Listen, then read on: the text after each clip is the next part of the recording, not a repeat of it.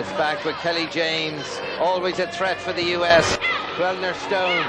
Stone taking on Lopez. Back to Linus. Good ball in by Linus and almost met by James on the dive.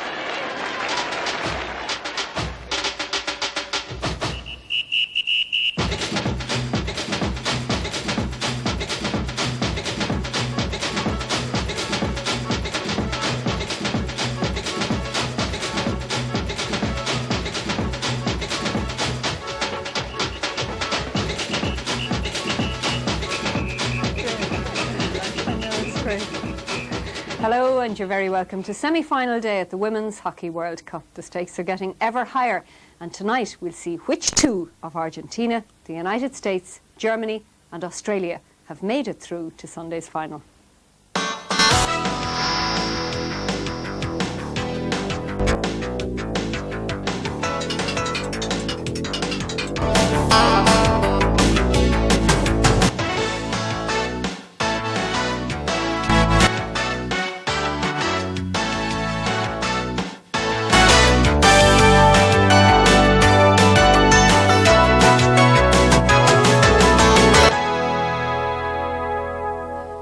Those were the teams in action and this was the order of matches for the day. First, two of the crossover games involving the teams who didn't make it to the last four. They were Korea and China and Spain and the Netherlands. And then the big ones, the semi-final. First, the number one was the United States, second in Pool B against Argentina, the winners of A. And then after that, it was Australia, second in A, against Germany, who finished winners of B. And Cathy and Trevor are here as usual, of course, to analyse and explain why those who did, and why those who didn't. And we'll be hearing from them later on. Right now, though, it's time to hear from the players themselves. And if you've been following the action, you'll know that the Americans have done really well. They came into the competition ranked 11th, the last qualifiers, and yet they've reached the last four. They were involved in the first of the day's semis, and they let us join them as they prepared for it. The Americans, who see this tournament as part of their planned build-up to the Olympic Games in Atlanta in 2 years' time, have been one of the surprises of the World Cup. One of their star players is Kelly James. I started playing actually my first year in high school, so it would have been 9th grade. I was actually a late starter because I was a soccer player. The high school that I went to didn't have women's soccer, so my mom was like, here, gave me a hockey stick and I went to camp. Well, her mother might have set her up in camp, but Tracy Fuchs, the experienced US midfielder, sets up a lot of Kelly's scoring opportunities these days. I've been playing field hockey at this level for, 8 or 9 years, and it's just great. I mean, this team has worked really, really hard over the last 6 months, and, we came out here, and now we're in the semifinals, and we just want to see what we can do from here.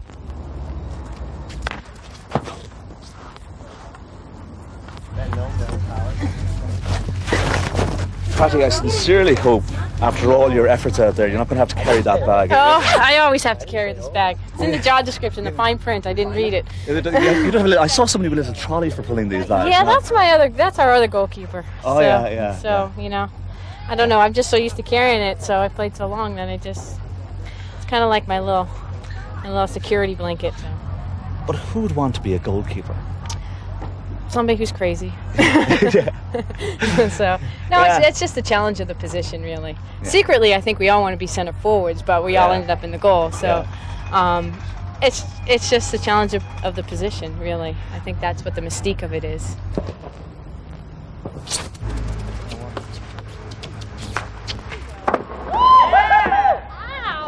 I believe we play Argentina, and we've played them.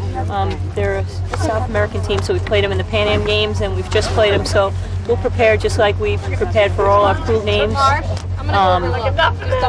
Just stick to the game plan. The coaches, I'm sure, have scouted them, and we'll just go out and keep playing the way we're playing. So those are the players. That's the way they prepared. Now it's time to see how they played.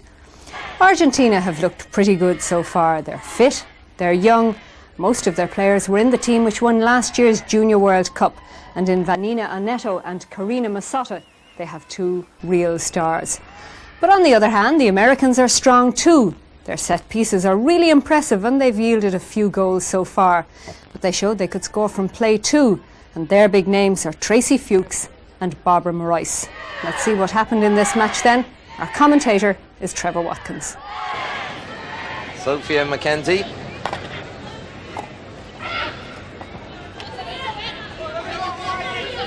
Oneto. To Castelli. Castelli to Ramoldi. Good run by Ramoldi along the back line. Gets the ball back across. And a free out to the US for obstruction. And here we have this run by Ramoldi, cutting past 1-2, leaves Marois in her wake, down to the back line. Just fails to find the Argentinian forward. Both sides showing signs of nervousness at this stage, so taking a little bit of time to settle into the game. But it's Lucas, great 1-2 with Fuchs, and James turns her defender. James, still James, and winning the free just outside the Argentinian circle.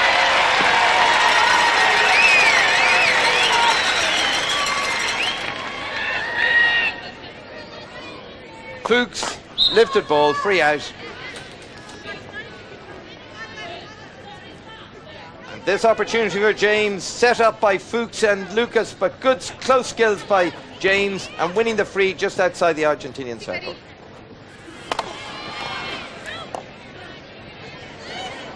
Linus to Pam Nice, but Nice dispossessed. Oneto, Ramoldi on the break now.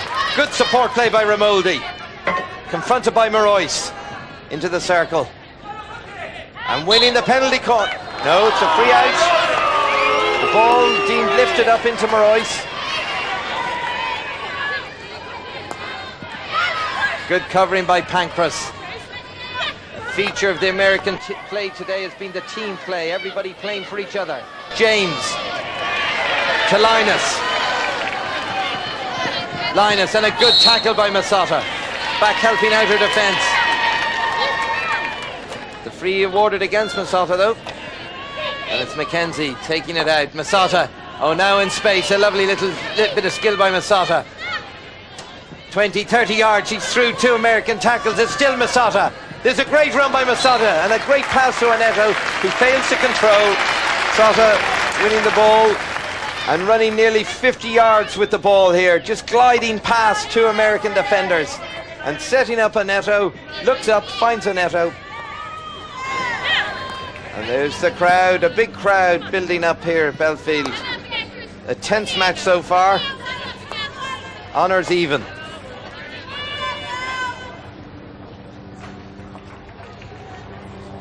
Barbara Marois finds Ramoldi. But it's back with Kelly James, always a threat for the US. Twellner Stone, Stone taking on Lopez. Back to Linus. Good ball in by Linus and almost met by James on the dive. A good move there by the US, creating almost the first chance of the game. James playing the ball wide to Twellner Stone, who checks and pulls it back to Linus. And Linus's ball in and James diving in, just fails to make connection. So both these sides have 35 minutes to break the deadlock for a place in the World Cup final. And it's Pando. Pando for Argentina. Promising start into the circle, but well covered by Tracy Fuchs.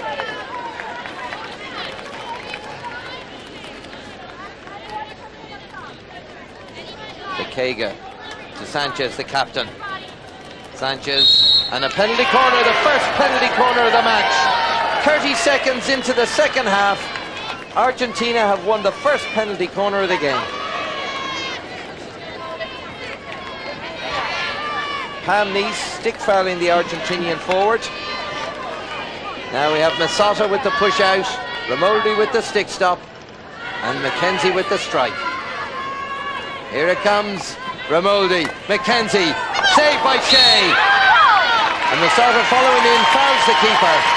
And Patty Shea, in the US goal, called upon for the first time in the game, deals with it comfortably. And here we see the corner again. A good strike by Mackenzie, but Shea is right down, just smothering the ball.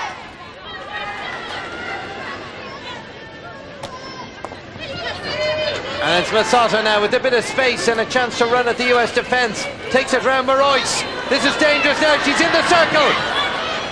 No foul, good defending by the US. That just shows the danger of giving the ball in space to Masota. Still Argentina, Pando, dangerous right wing, but pushing the ball too far and a hit out. And Masota, the ball in space, cuts inside, takes on Marois, round Marois, just glides towards the top of the circle, and a good tackle by Linus. And now it's the US, James fouled on the way in, and flies through the ball and catches the Argentinian defender on the hand. And here we see James taking it round Mackenzie. Good skill by James, and she's right through and stick right through, and oh, it's caught her up, no, just on the elbow or the forearm. Right, Tracy Fuchs to start the game again for the US. And it's wide to Linus. Linus inside the Argentinian circle, good ball across, and well defended by Akega. Magdalena Akega playing a solid game at right half for Argentina. Fuchs into the circle, good ball through by Fuchs. Her forwards unable to react in time.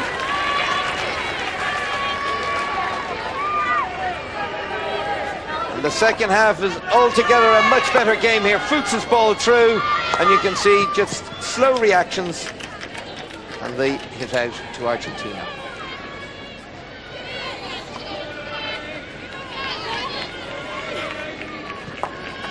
Both sides now playing with more purpose.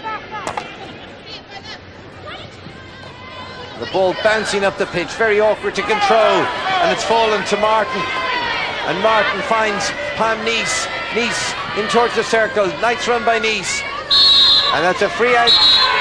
Nice following through onto the Argentinian stick. And a free out. And here we see Nice in, plays the ball back, but follows through the Argentinian. And a free out.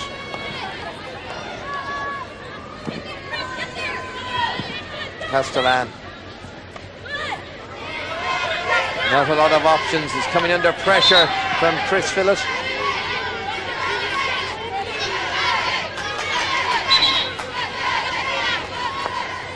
Lopez to Castellan. Good play by Castellan. Winning the ball. Lovely touch on by Oneto. Finds Masota. Good attack here by Argentina, but a great tackle by Marois. But it's still, and it's a penalty corner. Masota winning the penalty corner off Marois' foot. Argentina's second penalty corner of the game and of this half, with just over 10 minutes gone.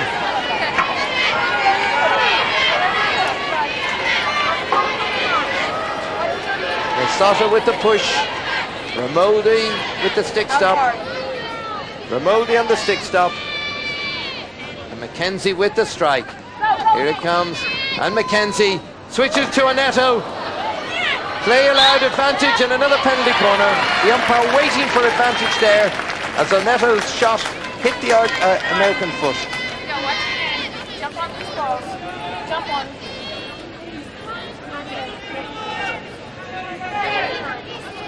Same again, Masota for Ramoldi and the strike by Mackenzie. Ramoldi, Mackenzie, well saved on the line. Goal!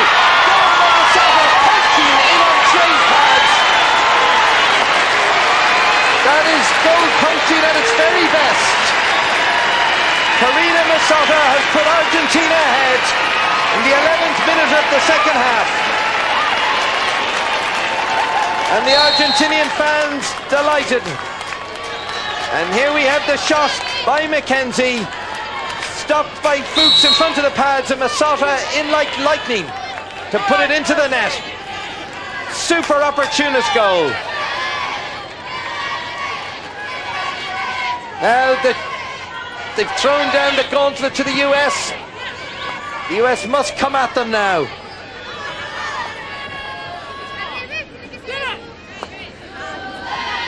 Through to Marois, and a hit out to the US.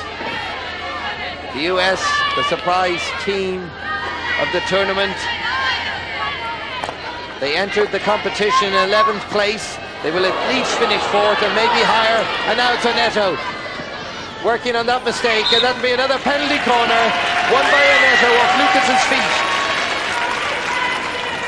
And Argentina now looking to press home this one-goal advantage.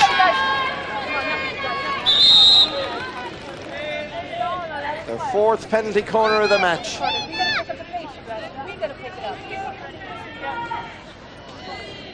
And it's Mazzotta with Ramoldi with the stop. Here's Ramoldi, and the dummy hit. And it's broken out of the circle, but it's still Argentina with Ramoldi on it. Good skills by Ramoldi, gains space on the right side of the circle. Down to the back line, but great defence by Lucas. And another corner for Argentina. But a goal-saving tackle by Lucas. And she's shipped an injury. Here's Ramoldi, good skills by Ramoldi. The ball back across the goal, and Lucas with a really crunch tackle there with Oneto. Argentina certainly in control of the game at the moment. It's Mazzotta with the push, Ramoldi and Mackenzie. Great save by Shea. The ball going into the bottom corner of the net, and Shea tipping it round for a long corner.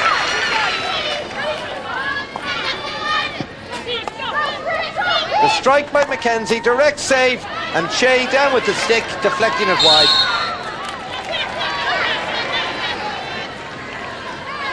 And the US unable to get Fuchs to dictate the game in the middle of the field. She's been superbly policed today by Gambero.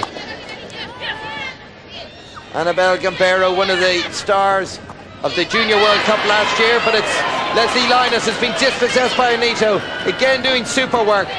Still Oneto breaking through Morois's tackle, and Oneto with the reverse stick play, and Shea calmly takes the ball down with her hand and clears. Linus clears to Chris Falat, and Falat dispossessed. The Argentinians now playing with a lot of confidence. Oneto, a real centre forward's performance today, foraging, hassling, winning the ball for them.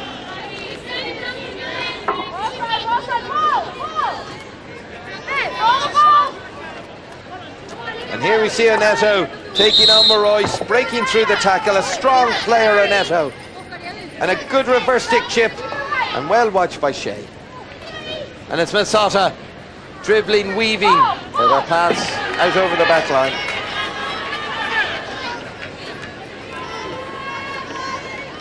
Morois, the US must try to put some attacks together, but Morois just finds Mazzotta. That's the pressure around Pando, and the ball off the back of the stick of Pando, and that's a free out.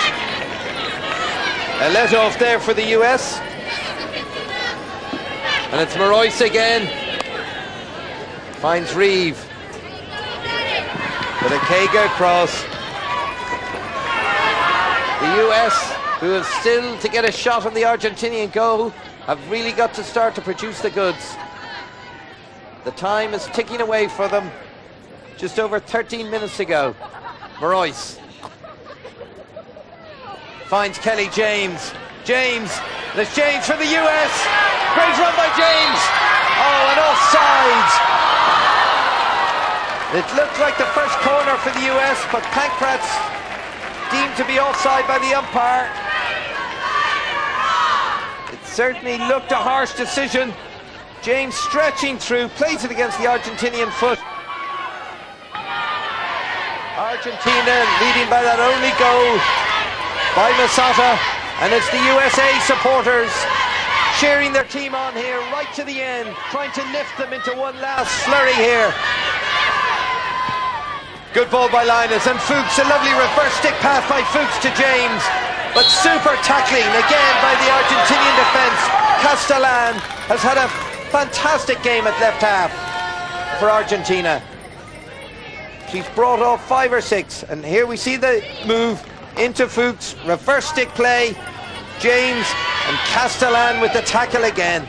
5 or 6 brilliant tackles today from her. Julieta Castellan from Buenos Aires. And it's James in the circle, and it's still James. And And it's a penalty corner. The United States' first penalty corner of the match with just 8 minutes to go. Won by Kelly James.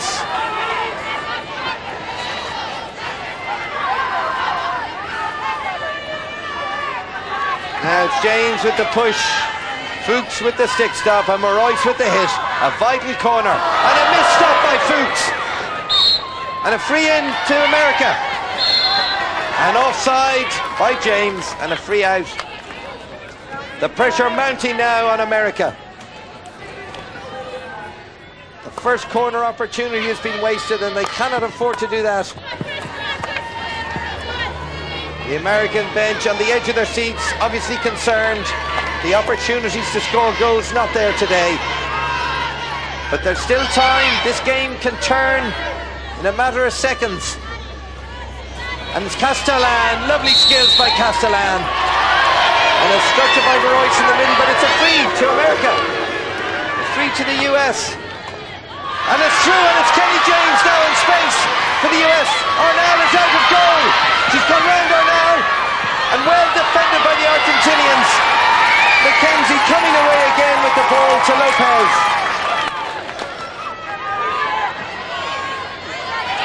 And it's Argentina, it's Masata. It's Masata now, running at the defence. Lovely ball to Neto. 2-0, what a fine goal. A brilliant break. A goal by Neto. And Neto is out on her feet. Fully deserved. And all of that after Kelly James had just missed at the other end. 15 seconds later, it's a goal for Argentina. And here we have Masata running at the defence, round the defence. Beautiful last pass to Neto, chipped over the oncoming Shea into the net. Masata, excellent skills, perfect timing of the pass, and Neto, no player has deserved to score a goal more today than Vanina Neto. And at the other end, it could have been so different with James, who could have equalised here for the US. Round the keeper, the narrow angle, just a great tackle by McKenzie. And that's the girl who scored Argentina's second goal, and looks like not being overtaken with only 4 minutes left to play. But it's Kelly James, the US still forcing it. Linus to Fuchs, and Fuchs with the snapshot, and it's a long corner. A total contrast this second half to the first. The American bench now resigned to playing off, I think, for third and fourth place. Still a fine achievement for them. But today, Argentina have been superb in taking the chances that have come their way. McKenzie. Good ball wide to Akega. Aerial ball. Akega. And dispossessed by Linus. Linus to Martin, who's had a fine tournament for the US, and it's Fuchs still trying to break down the Argentinian defence. And Neto back off her player, winning the foul. And Argentina, who started out this campaign with a 3-0 win against Ireland, look like taking their place in the final of the World Cup. Their opponents still not known. But it's Neto, still running, still looking for the ball.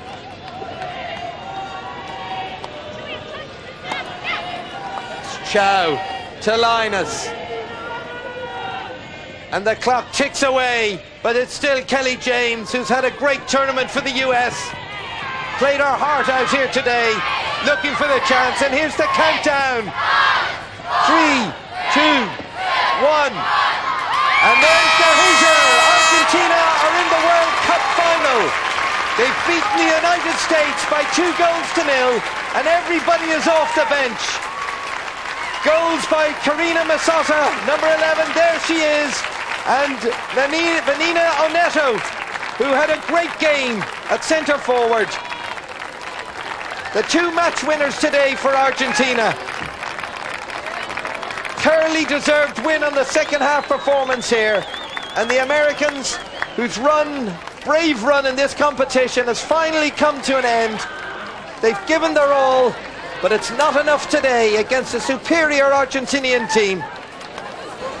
And the final score, USA 0, Argentina 2.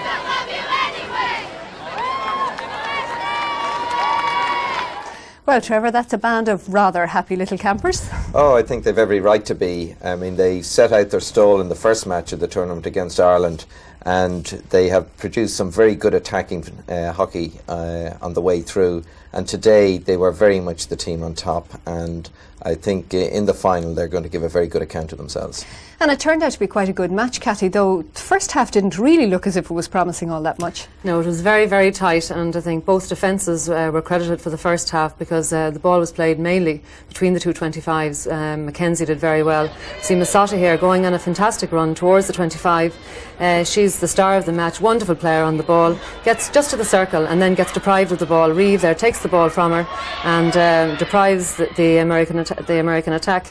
We see her again. She has very low ball control. She's able to weave her way through the defence, and really was great credit to the American defence that they held that so well in the first half, and that really was very typical of the first half, with Marois and Reeve and the other defenders cutting off everything coming through. Well, by the time it got to the second half, the Argentinians seemed to have a different attitude. Trevor, they had decided to be really positive. Do you think they really did not want to see this go to penalties? Well, in the first half, Argentina played with only two players up front, and at half-time they brought on Pando, who has played well on the right wing for them. And this made a big difference in their positive attitude and led to a number of goal-scoring chances. And they got their first corner after about 30 seconds, and then they had a flurry of short corners. And then the United States, we'll see here now, the United States had very few chances to score goals. One of these was the attack by Kelly James, where she rounded the goalkeeper, just couldn't quite get in position to get enough power into her shot. But the Argentinians clear the ball and they sweep right down the field, and the ball bounces to Masata right on the halfway line, and any time she's in space she's extremely dangerous, as Cathy said, and she takes on perfect glass pass here, and Neto, who for me was the player for Argentina today, thoroughly deserving getting the second goal. They're a terrific pair, aren't they, Masata and Donato? They are. They link very well together, and they were both on the Junior World Cup side last year. And I think that they're going to give a very good account and will be very dangerous in the final on Sunday. Yeah, they certainly deserve their place in the final, don't they, Cathy? They do. They're a superb team. As you said, they've played together an awful lot. That's showing. They're very young. They're extremely athletic, and they're very, very fast. And they've shown that they can hold it in defence with Mackenzie. And in fact, in the first half today, there were no short corners at all. So the ball barely got past the circle. So they're patient. They can wait, even though they're very young. And then, of course, they've got their front runners in Neto and Pando. And Masata, so we should expect to see goals as well. OK, and we'll see them, of course, on Sunday, because Argentina are through. And to see who their opponents will be, join us after the break.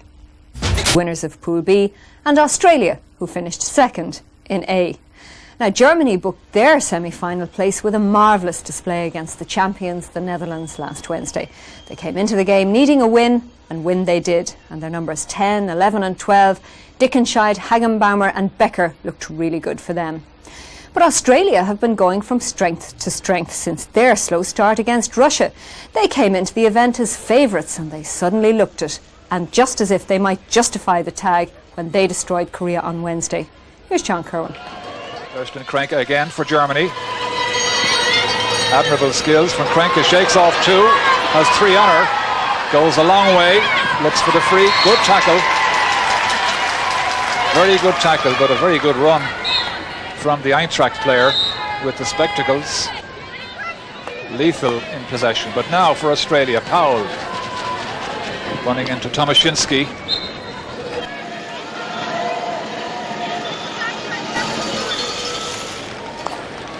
Verena Hunt. Tomaszynski. Merabay puts it wide.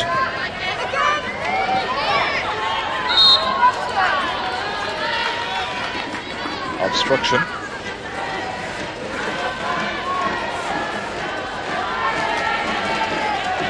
And the Germans doing exactly what's happening at the other end. That's a good ball though.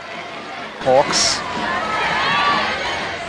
Farrell on the halfway line. Oh yes, a nice 1-2. Hawks reverse stick, that's good hockey to Powell. Powell sends it across, and it's almost an opportunity. One German defender missed it. Dickenschneiden, in fact, should have gotten a stick to it. But great play from the Australians. Super passing, super connection, and the reverse stick par excellence, but it comes to nothing.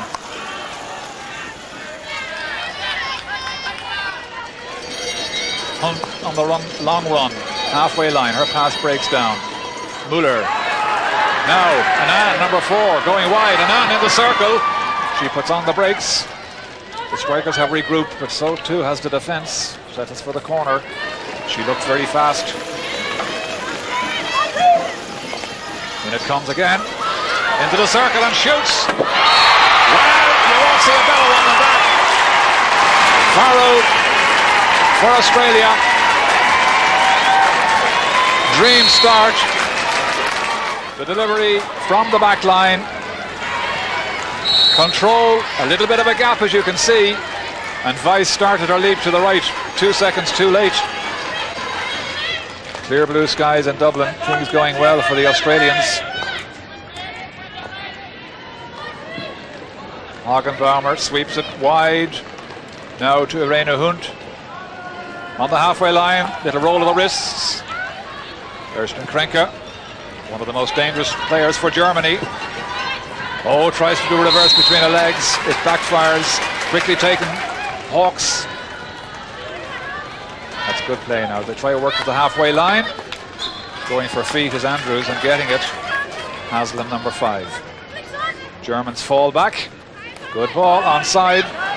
Andrews turns in feet. That's a great pass for Annan. And swept away by Hagenbaumer, and only just. There's the attack, the defense in ribbons.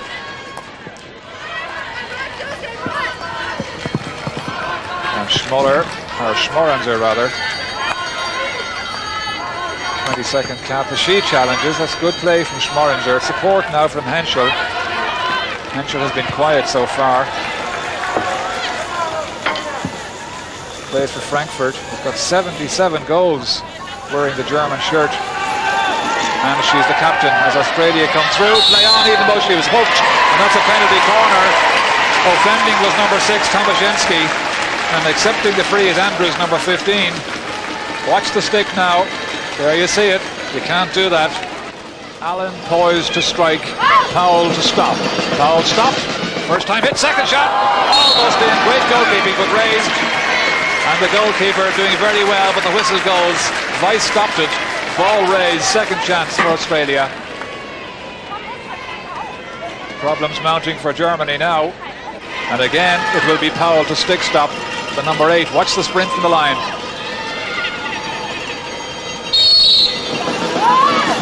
Time wasting, I think, is the decision there. And proper order.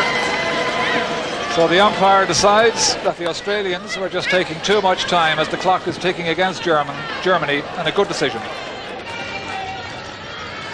Latch, Henschel and Becker are wondering what's gone wrong. The most proficient of goal scorers hardly have gotten a touch to it yet.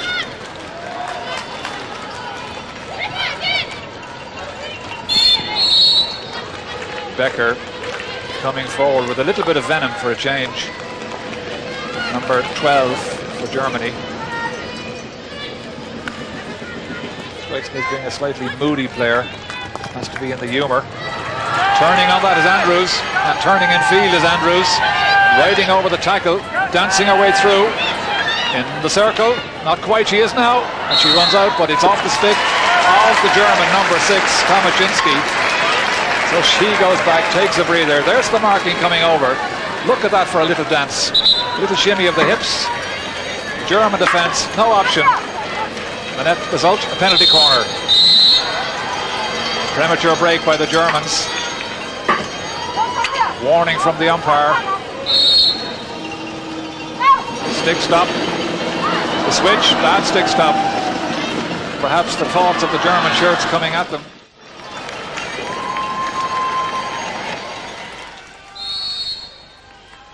Whistle goes. Last chance in Dublin for Germany to make it to the World Cup final.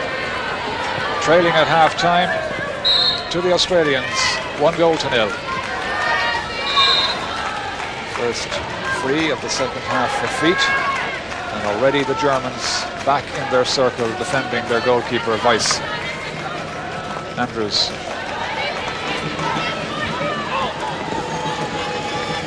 Henschel. Still looks a little pedantic. Latch number 15, but offside.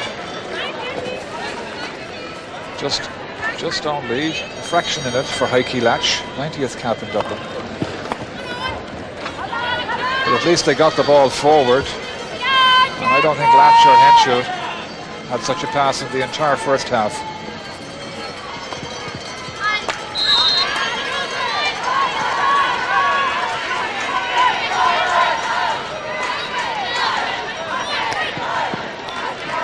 Slow, but it's Schmorenzer in the circle, looking for the reverse stick. Very close. She has a word in the ear of Marsden in goal. That's her. Great pace, the 21-year-old, and she did shout something at the Australian keeper that time. Probably wasn't a good day. Andrews.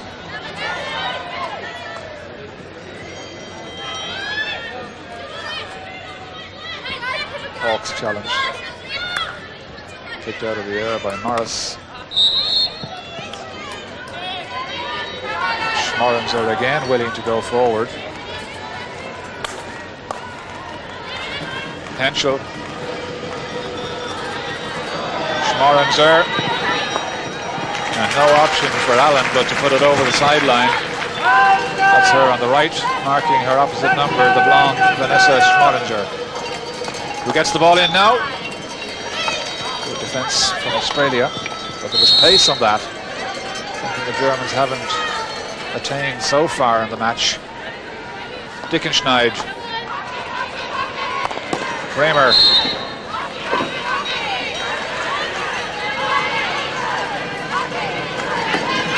Kramer again. Threaded through. Penalty corner. Chopping again. And this will demand some sprint, believe me, from the green and white shirts. The stick stop, the switch. Kramer mistimes it. They switch it wide to Latch. Latch trying to get it back in. Decides to pump. Great challenge. Oh, super challenge. Well, Katie Allen. Great stick control and great courage. Still Allen. Chopping again. So Allen showing great skill. That stop. Hagenbaumer. Morris. Well, it's Dickenschneid again coming into the game now. Shakes off two markers. She's in the circle. Can she reverse stick it? She does off the feet, surely. Yes, she gets it. Brilliant hockey there from Dickenschneid. 88th cap for that girl. Look at the pace. As she gets into the circle, she realises all that is left is the penalty corner. And that's very beneficial. She gets it.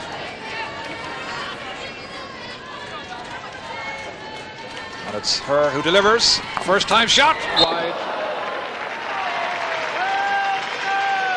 Corner. Still in the circle. And another penalty corner. The ball had been raised. So whatever it was that the Germans said at half-time, they have forced their third penalty corner. Tanja Dickenschneid from the back line. Hagenbauer to stop. Thereafter, anybody's guess. The stop, the first time hit, good save. Yep, goalkeeper, you can't lie on it. Very difficult rule that. But if the goalkeeper is lying on top of the ball, she's deemed to be inhibiting play in the circle. Bit of a nightmare that for Marsden, but the Germans yet again from the back line. The stop, the switch again. Waltzing through, good chance, good save. almost in. Another chance for taken out, but Becker had the chance of the match for Germany. And she knows it. Little switch, little dummy. Becker coming through, swatted down by the keeper. And another chance for Becker just there, but she didn't take it. Kramer calling for it, not coming her way. Tomaszynski challenged and delightfully shakes off the challenge of Haslam.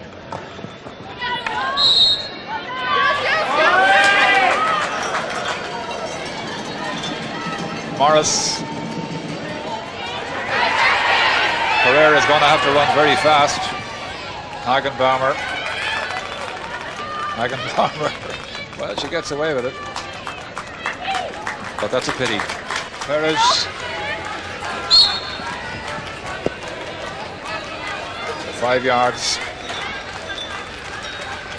That's Becker, number 12. Silver medalist in Barcelona. There's some of the support and some of the bench. And now some of the Australian skills. Farrell. Farrell now with the task of finding that circle. Nice little dummy. Backfires on her. Tomaszynski it was who made it difficult. That's her. And it comes low enough to be good. And Anne, number 4, should have made contact with that, methinks. Super delivery from Farrell. Henschel. That's a good ball through for Latch. Morris. Now, Muller. Well read and well picked up by Powell. Powell crosses the halfway line as Kramer accelerates past. Trying to close her down. She rides the tackle.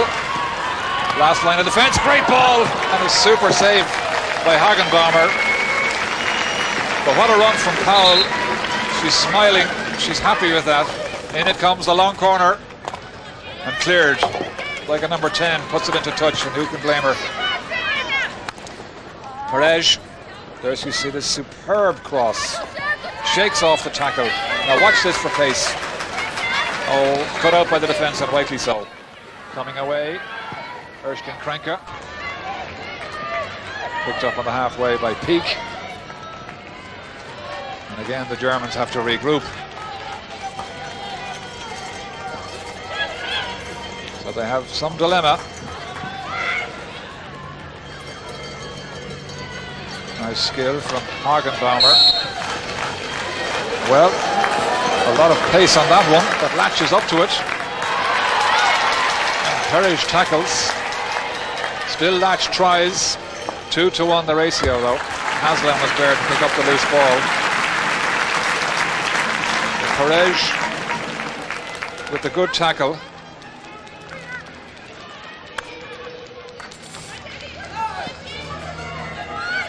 Again, it's the left wing that Germany have chosen to use, but it breaks down for them. And Australia now in field. Andrews quickly taken by Annan. The ball wasn't stationary. And there's the advice coming from the bench. Kramer, as always, the square ball. Muller. Surdoff rather. That's Surdoff now trying to get out the Australian number 4. Annan, corner. Surdoff there coming in, but Annan switches it back. A chance off the keeper. In the circle. Penalty corner. Again, obstruction. And again, problems for Bianca Weiss. That's her in blue. Early break, I would have thought. The switch, a chance picked out of the air by the keeper. In the net. 2-0 for Australia. There's the perfect delivery from the back line from Hawkes. The switch, the good save, and the drill. The aerial ball onto the 25. The Germans destitute of ideas now. Schmorenzer in the circle. Schmorenzer has 2 on her. Schmorenzer takes it out of the circle. Tries to bring it back, but it's a corner. She would have been looking for a lot more.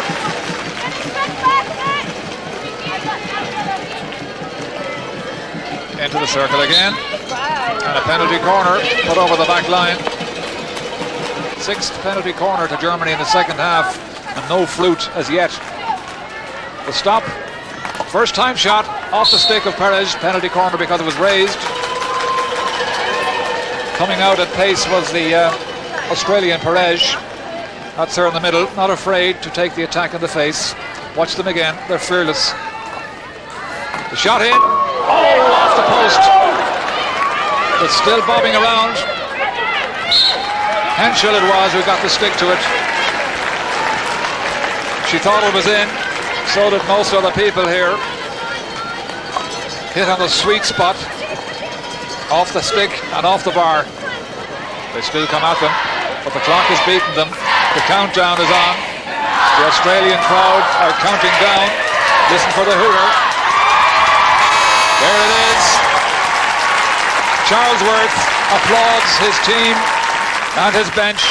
So, Cathy, Australia have vindicated the old tag of favourites then? They certainly have. They did come into the tournament as favourites, and of course they had that upset in the first game against Russia when Russia beat them. But even in that game they had a lot of shots on goal, and they always looked as if they might score, and of course they did that again against Korea and Ireland, and they certainly now look as if they're peaking at the right time.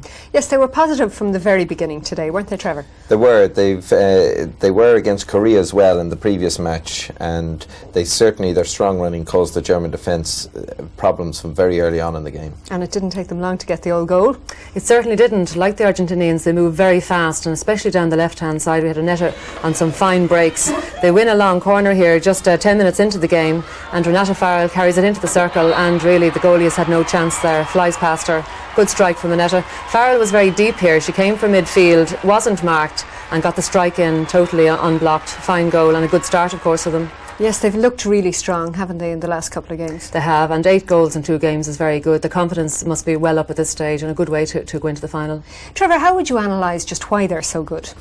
The Australians base their game on a physical, strong running game where they get players forward in support very quickly, and their technical skills are very good, and they practice these at speed, and they introduce these into the game, and it makes it very difficult to break them down when they're in full flow. Speed is a big thing.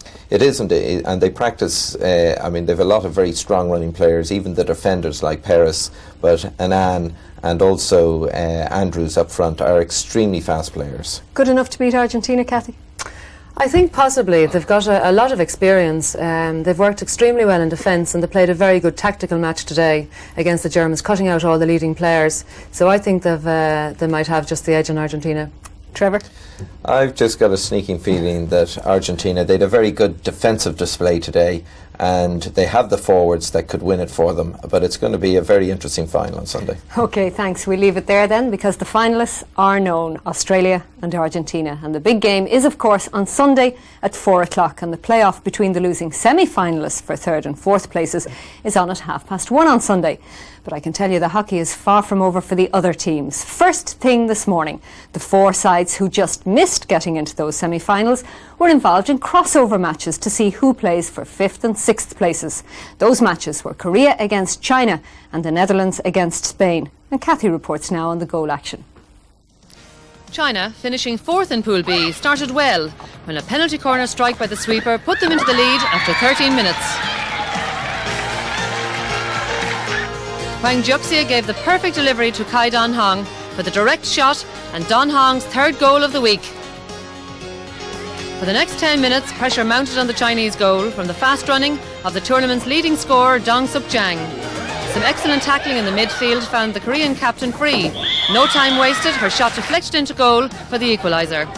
The Chinese defence committed themselves to marking on Jang on the right wing and created the space for Young Mi Ro. Running through the middle, her shot was covered by the keeper but deflected off a Chinese stick.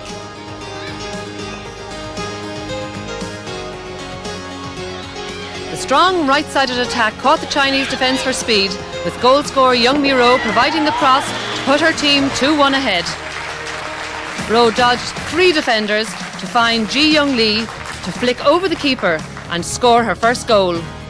The dangerous combination of Ro and Jung Lee executed a perfect long corner to add a 3rd goal, to equal Australia's tally of 13 goals for the tournament. But the Koreans had not finished their account. The left-sided attack of Chang delivered a long ball to Lee, creating all the problems for the Chinese defence. Her dodge and perfectly taken reverse flick finished the scoring for the Koreans. 4-1 and an excellent individual performance by young Lee, scoring a hat-trick. The Netherlands, holders and 5-time winners of the World Cup, found themselves in the unusual position of missing out on a semi-final berth. With the best finishing position of 5th on offer, they easily beat a tired-looking Spanish defence for their first goal, scored by the recalled Ellen Kuipers. Van der Wielen's pass gave Kuipers the opportunity to get not one, but 3 attempts at reverse stick on the goal, as the Spanish defence watched the ball dribble over the line after just 17 minutes. The chance to seal the match came up after a short corner routine, one of the few to work well for the Dutch during this tournament. Defender Frederik Reikma's shot was covered by the Spanish defender, but deflected into goal for a 2-0 win. And just to confirm those results then, it was Korea 4, China 1 and Spain 0, Netherlands 2. And that all means that Korea will play the Netherlands in the playoff for 5th and 6th places, and China and Spain meet in the playoff for 7th and 8th. And those playoffs for 5th, 6th, 7th and 8th take place tomorrow, but also on tomorrow, and much more significant from an Irish point of view, are the crossover matches for the teams who finished 5th and 6th in their pools, and this is the schedule for Saturday. First on at 8 o'clock in the morning, the match between Russia, who were 5th in A, and Canada, who finished 6th in B. Then at 10:30, it's Ireland, last in A, against England, who suddenly, and I think ominously, found their scoring touch to finish 5th in B. Then after that, at 1:30, it's Korea against the Netherlands. And finally at 4, it's China against Spain. And of course, from our point of view, it's pretty obvious which of those matches matters most. It is, of course, the one against England. And it's just one of the hockey items we'll be bringing you in Sports Stadium tomorrow afternoon. And by the way, there are no highlights programmes tomorrow night or on Sunday. So just to bring you up to date with what exactly is happening tomorrow and indeed on Sunday, this is what we're planning. At about 2:10 tomorrow on Sports Stadium, we'll have highlights of the first match of the day. That's the one between Russia and Canada. Then at about 2:45, it's the best of Ireland and England. At 4:10, we'll see highlights of the Netherlands against Korea, and we'll also look back at how the whole tournament has gone. And then finally at about 5:30, it's the best of Spain and China. And then on Sunday, we're on air at 4:20 in plenty of time for the really big one, the final. That starts at 4 o'clock. But again, remember, there are no highlights on Sunday night. So if you want to see the final, you have to see it live. So that's the story. Plenty of matches and action still to go. And I hope you'll join us for some, or even all of it. But for now, from Kathy, from Trevor, and from me, a very good night. Hit me with your rhythm stick. Hit me, hit me.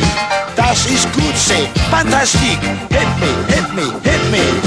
Hit me with your rhythm stick. It's nice to be a lunatic. Hit me, hit me, hit me.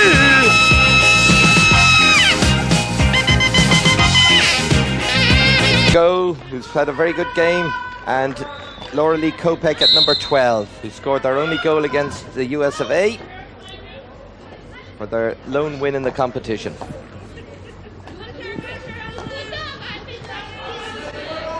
Kondruskaya to Dobrikatova. Katova. Good one too with Reed, and well picked up by Kondruskaya in the Russian defense. Shatova holding the ball, assisted by Dobrikatova, but the pressure from the Canadians wins the push in.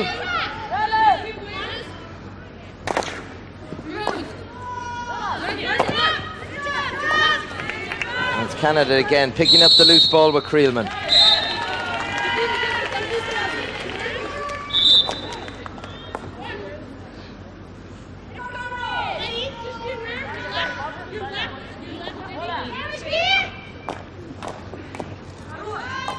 Ball, Davis. To Dana Anderson. And a free in. Anderson winning the free in just outside the Russian circle. And Creelman to take. Crashed across, but well cut out by Vasikova.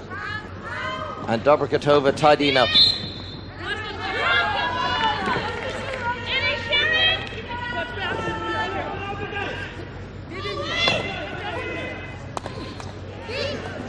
Creelman.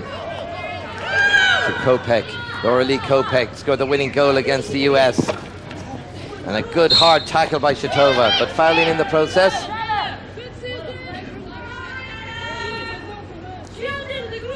Creelman takes it quickly in a snapshot. And that's a long corner. A snapshot by Kopech from a quick free by Creelman. And here we see the quick free taken by Creelman. The snapshot by Kopech and kicked wide by Setikova.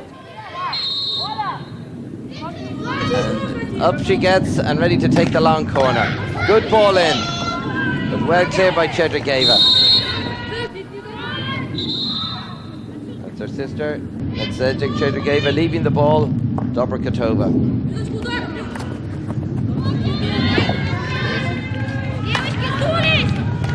Canada, it's Rochelle Lowe. Low inside and good play and wins the short corner.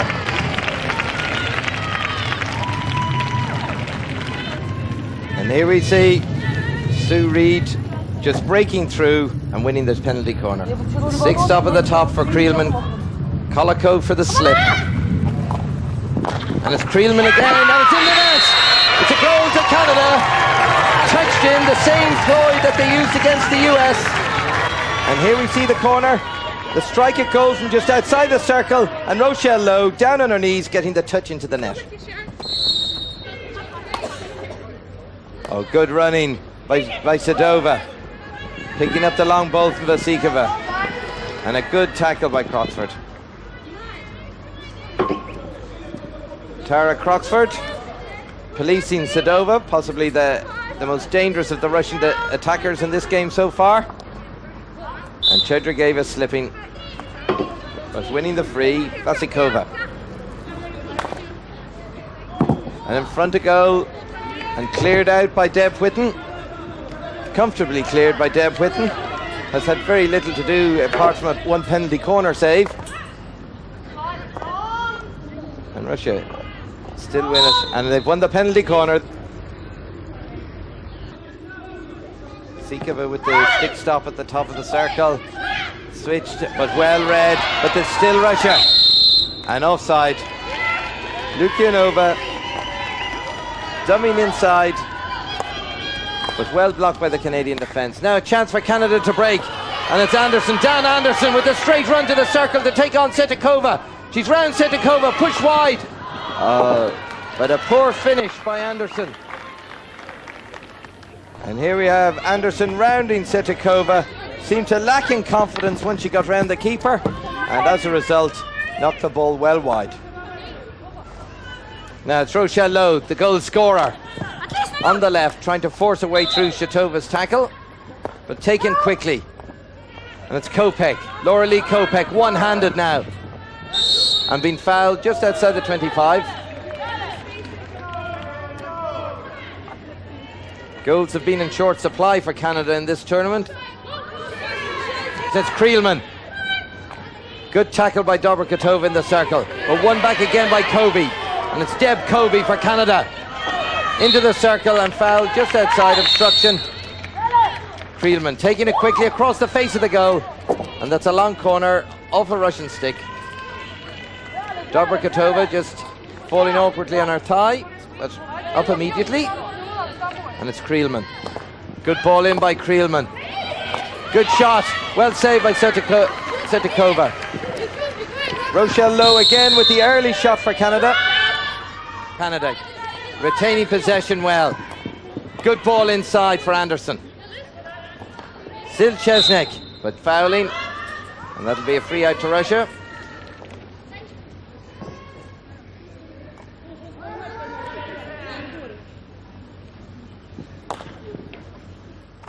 And the long ball, the Russian tactic, the long ball to the front runners, with Lukianova fouling. The Russian front runners, Probranaya, Lukianova and Sadova, are having a hard day today. Being starved of the ball for long periods of time. The Canadians cutting out a lot of Dobrikatova's balls, but this one has found its way through to Sadova. Good skill by Sadova, but well policed by Sheen Davis. And Davis fouling. Just over 30 seconds left in the half. The Russians will need to be quick here to get the ball in, and it's in the circle, and it's an opportunity to goal!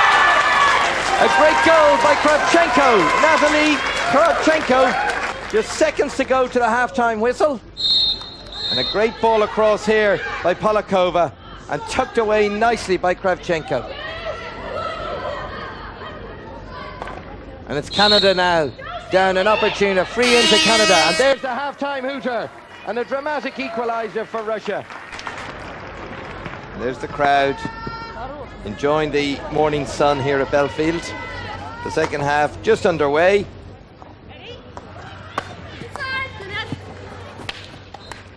Oh, nice touch on. And it's Anderson.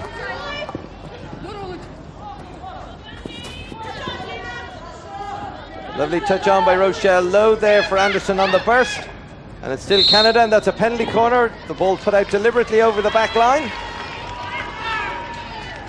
by Polakova.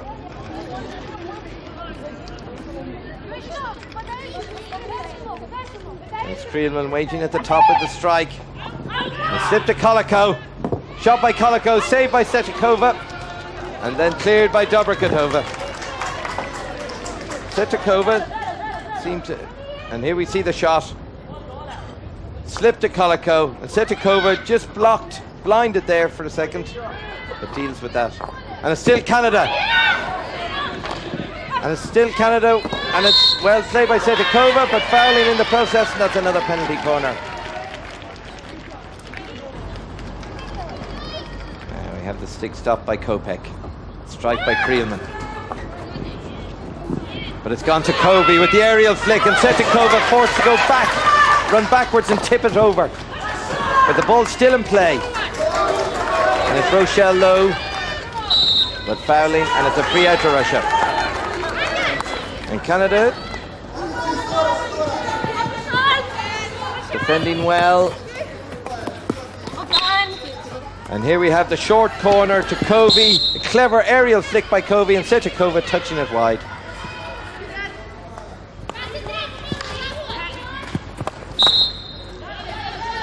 Some early pressure from Canada. It may yet yield a second goal.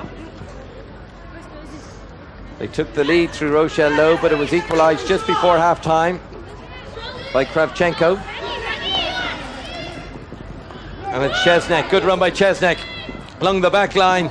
Can't get any power in a reverse stick cross, but it's off Dobrikatova's stick, and it hit a long corner. It's Creelman. Good skill by Creelman in along the back line, but great tackling by Dobrikatova. It's still Canada. Russia having difficulty clearing it, but now there's an opportunity to get it wide. But dispossessed.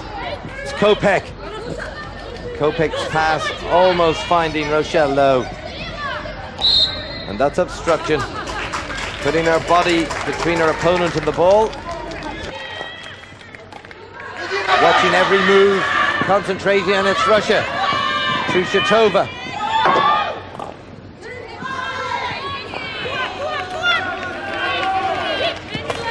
It's Deb Covey with the clearance to Dan Anderson. And Anderson fouled.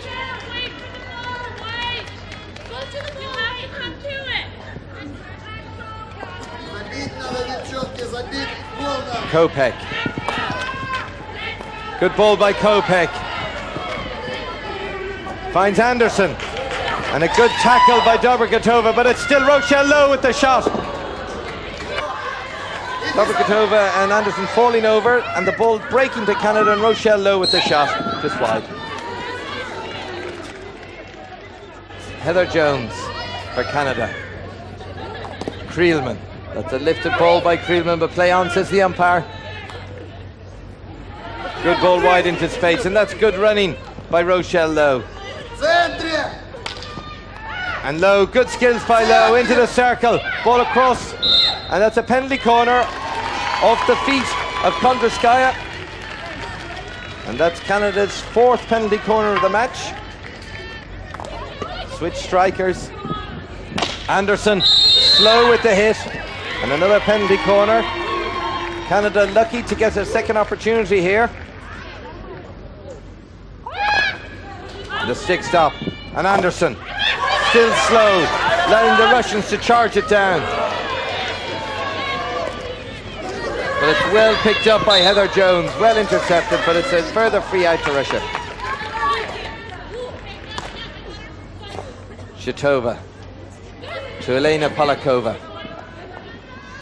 Back to Ludmila Shatova. Good skill by Shatova, but good tackle by Kopek. And it's still Russia, but it's a free out. Taken quickly. Rochelle Lowe for Canada, the goal scorer. Being fouled just on the halfway line. Creelman to Lowe. Lowe beating our player again. Beating Polakova, cutting inside. But a very good tackle by Prokofyeva. Kopieva finds Shatova. Go forward, Lukianova being dispossessed, being harassed by the Canadian defence. And Shatova, who's moved into a forward position now, and that's a good through ball for Lukianova. Well picked up, cutting inside. And no obstruction, says the umpire. She pushed it too far in front of her, and that's a free out to Canada.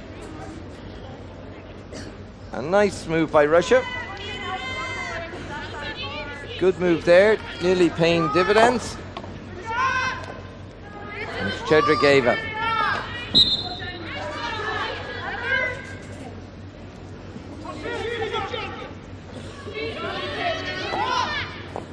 Shatova. Kolikov deflects off her stick wide, and Croxford follows it. And that's a long corner. Croxford let the ball out over the line, thinking it'd come off a Russian stick. And it's Kravchenko taking the ball quickly. And a long clearance, relieving clearance by Canada. Kolikov.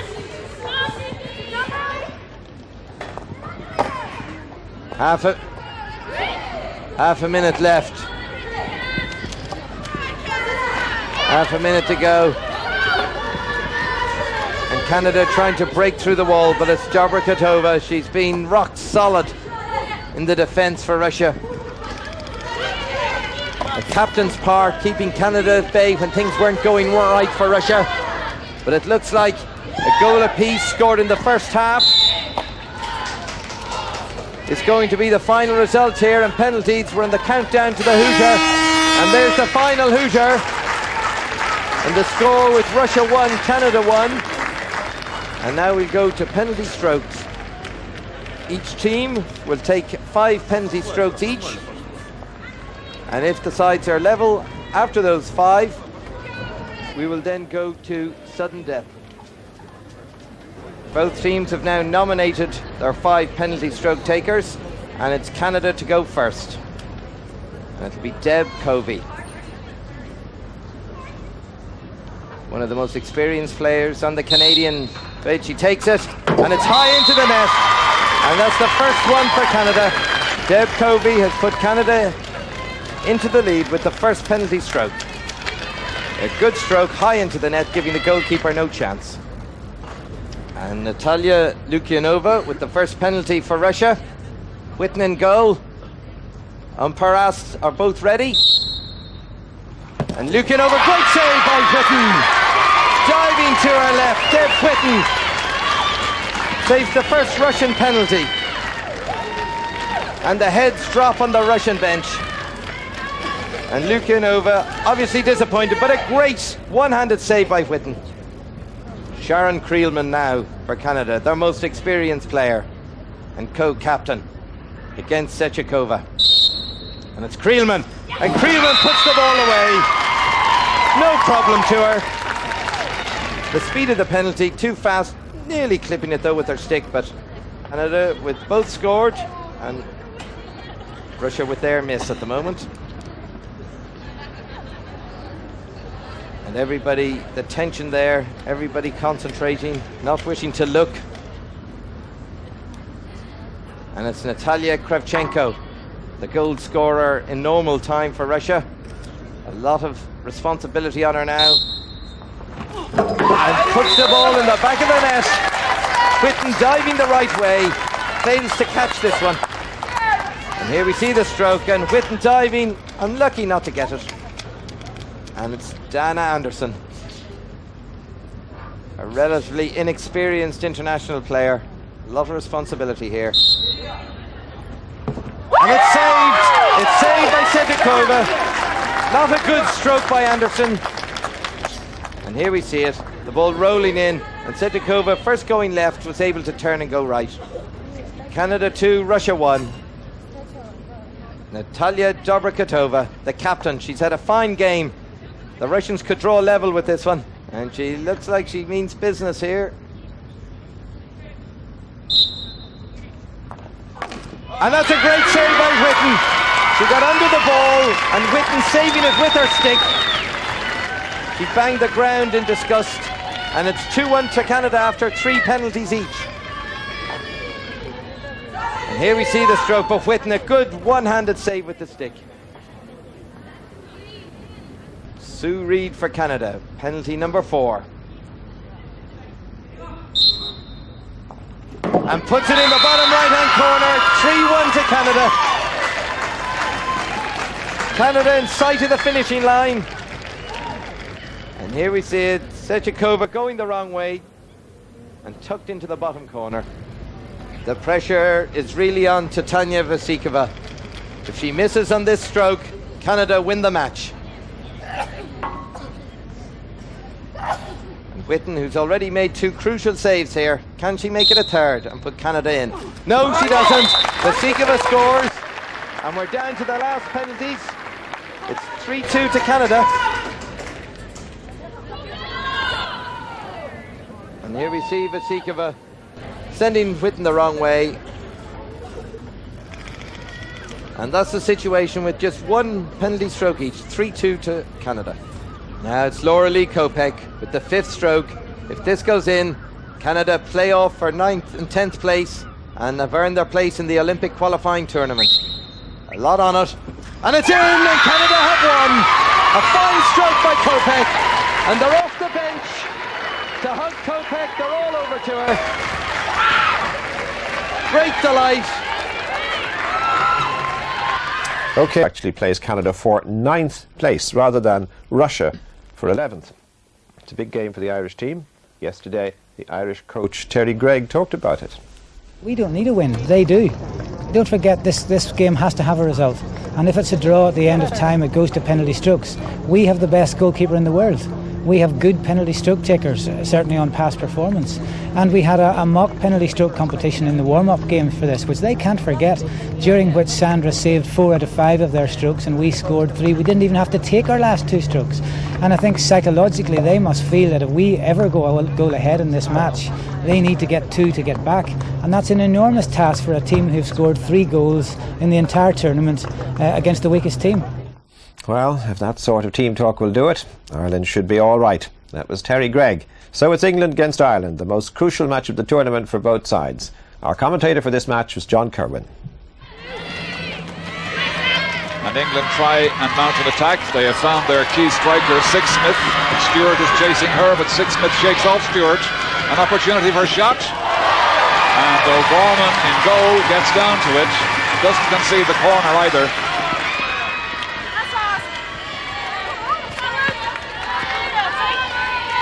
So O'Gorman, spotting Sig Smith coming through at pace, came off the line and saved without conceding.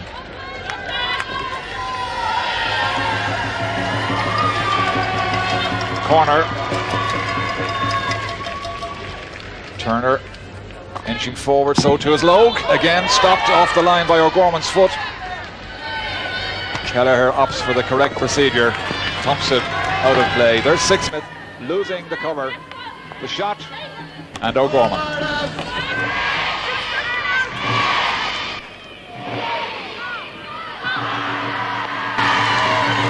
Looking for Kelleher. Chopping. Can't blame her. Now that's a good stop from Sig Smith. Beautifully threaded through. Gibson on a little run. Gibson in the circle. Out comes the goalkeeper. Gibson might get away with it. Very nearly does. Taken over the line by Lowe. O'Gorman sees the problem. Superb skill from Gibson and good defence from Logue. Stevenson finds Kelleher.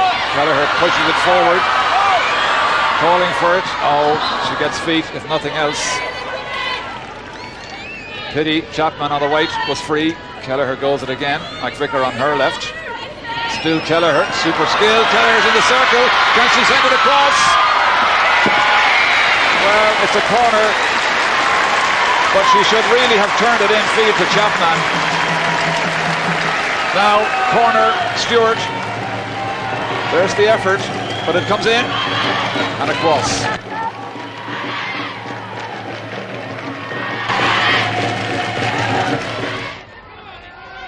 Taking a long time over that one. Sixsmith has the ball. She also has Craig in attendance. Craig concedes the free as Sixsmith drifts, as you can see, into the circle. And now problems for Ireland. They have it in. The shot at goal. Penalty corner off the feet. It worked for England. Get it into the circle, get it onto the feet, and you've got a chance. There's the incident. There. Now, Sixsmith goes to the back line. Ireland prepare to sprint, and it looks like Johnson 15 or Atkins 6 will drill if it's a first-timer. It's a switch for Johnson, taken off the stick by Stevenson, but it was too high. But Stevenson, to her credit, got her stick to it. That's the girl who got the stick to it, even though the whistle was going at the same time. Now Kelleher with Hurley behind her. Kelleher on her own. Time to deliver. She does to Hurley. The goalkeeper's out. Penalty corner for obstruction. Johnson, the guilty party. That's Hurley who made the run. Great run from Kelleher. The little flick infield and the obstruction. Now Stewart from the back line. Julie Stewart, imperative the delivery is clean. Mary Logue, methinks, to stop. Kelleher there, Chapman there, and watch the sprint. The stop, the switch. Kelleher, back to Stewart. Still Kelleher, going the long way around this time. Misunderstanding, I think, on that ploy. They get the free. Johnson again, refusing to allow the English come out, but this time they find the pass. McVicker erring on that instance. Cook finds Sixsmith, little touch on for Gibson. Back to Sixsmith. He shakes off Stewart. Craig challenges, doesn't quite work. England in the circle. England get the penalty corner for feet. Stevenson had no option but to get in the way, and the devious wrist work of the English puts the ball on our feet, and now they decide on their tactics. Sixsmith goes to the back line. Chapman and McVicker will assist in goal as O'Gorman braces herself, and Atkins is poised to strike. Atkins shoots, and it's in. England have opened the account. Goalkeeper got to it, but it came off her pads.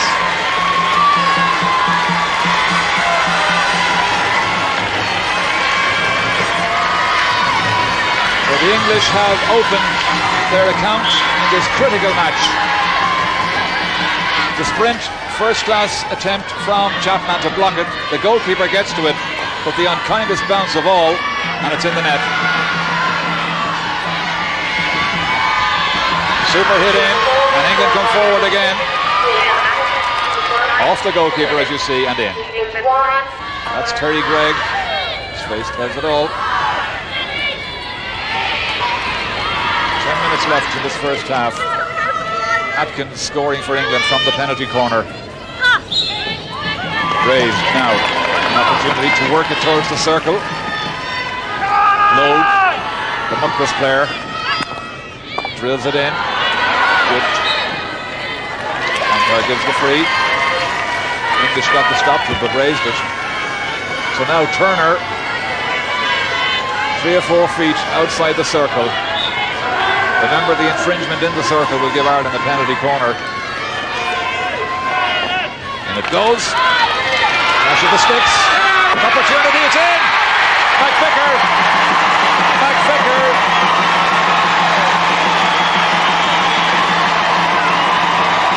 And the umpire has disallowed it. She has disallowed a protest from the English bench. And a very vociferous protest it was. I don't know whether you got it or not. But she warned them that Ireland are back in the match. McVicker with the goal from a polluted goal mouth. Look at that. Yet again, all the work from Turner switched through the battle for possession. Nobody can get a stick to it. In the end, it's McVicker as it breaks loose and Thompson falls too late. Davies, an opportunity now if you can reverse stick it. Turner must close her down. Taken off, and taken off the line too by Craig. Oh, we're living dangerously, very dangerously. England with a quick hit into the sideline. O'Gorman screaming instructions. Chapman challenges, takes off. Miller tries to get it in, but the captain comes over and blocks it. But they get the free. Still England. Ireland must keep this, must close it down. There's the replay. Taken off the line by Stewart. Johnson now. Young challenging. Johnson using good skill. But Young getting it off the feet. Now Young. Can she control it? McVicker far on her left. Kelleher behind her. Still Young. Young gets the deliberate chopping. You can't do that. Deliberate chopping in the 25. Bit of a nightmare for Wright, because if you offend in the 25 deliberately, you get the penalty corner, which will shortly be delivered by Julie Stewart. 2 minutes left in this first half. 1 goal apiece. Logue will stop, Stewart will deliver, and England will run like hell.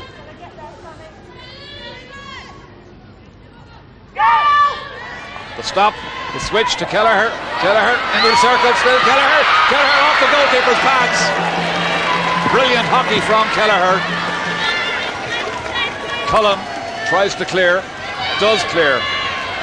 England in midfield now. Miller, low challenging. And the umpire says it hit your hand and it's not allowed to touch the body. That last incident now, Lowe with the stop, a little switch. Kelleher decides to take on the entire English team on her own, threads it through the goalkeeper. Thompson does very well. Into the circle. Still McVicker. Kelleher screams at the umpire that it was feet, but play goes on. And now trying to find Sixsmith. Instead they opt for Cullen on the right. Craig tries to close her down, a great ball in for Gibson. To Sixsmith. Sixsmith shoots, saved by the Irish keeper. Stevenson comes back to lend support, and it's wide.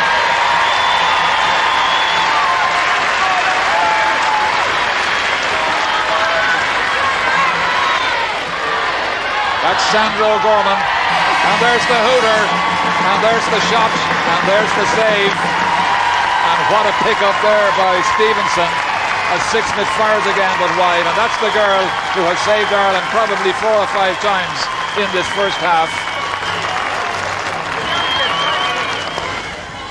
Good challenge from Johnson. Kelleher agrees this time with the umpire. Logue threads it through, looking for an opportunity here, coming through, and the penalty corner. Chopping with the stick. Now, wouldn't that be something special if this one bore fruit? That's Kelleher, the Irish captain. She's on the circle. The goal scorer, McVicker's on the back line. And Stevenson is poised to shoot. Stevenson shoots. Saved by the keeper, switched out. Well, the ball broke from the keeper, but there was nobody there. Thompson did what she had to do. There's Thompson. Just getting down to save, she does. The loose ball, nobody there. Cook. Logue again takes it down. Smith tries to take it from her. Breaks for England. They're desperate to find something in the middle of the field now as Ireland have taken control of that area. Brown gets the feet. Hurley doesn't waste any time. Kelleher's on it. McVicker's in the circle. Kelleher passes. Super goalkeeping under the goalkeeper. Upset the pass. But boy, oh boy, Young nearly got onto that. There's Kelleher in full flight. Oh, very close. Young very nearly trapped it. Could have been 2-1.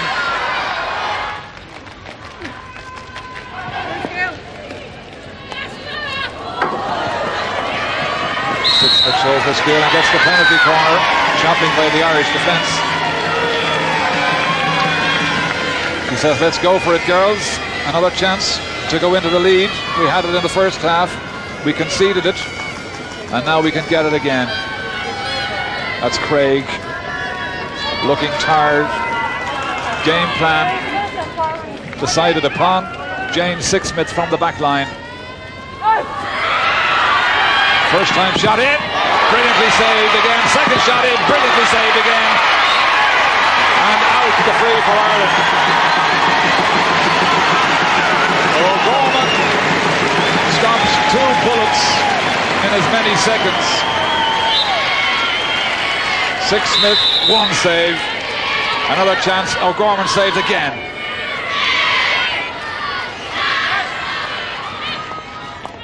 They played that game very well. The 1-2, free on the left now is Bennett. That's Bennett. No, it's Craig. It's Bennett now, and it's Craig again. But feet, deliberately, Craig appeals that. Penalty corner. Well, Craig has her hands on her hips. Has a word with the umpire now. The umpire says, cool it. I will decide. There you can see it. Now, that was a harsh decision.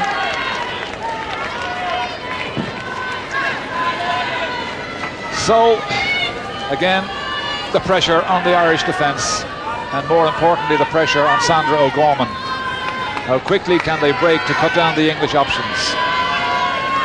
Sixsmith and Johnson will strike. The switch, the thread through.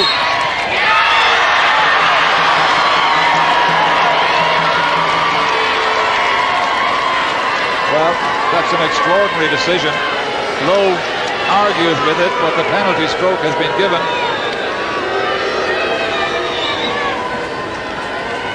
It's again off the foot. Well, we don't understand it up here, but anyway, it's Lister will probably pass O'Gorman, Johnson rather. O'Gorman will have no chance. O'Gorman saves it. Remarkable save, and look at the crowd. That is hard to credit that a world-class hockey player can't pass O'Gorman, who is now a world-class goalkeeper. Look at the reaction. Superb reflexes. And that is the save of World Cup '94.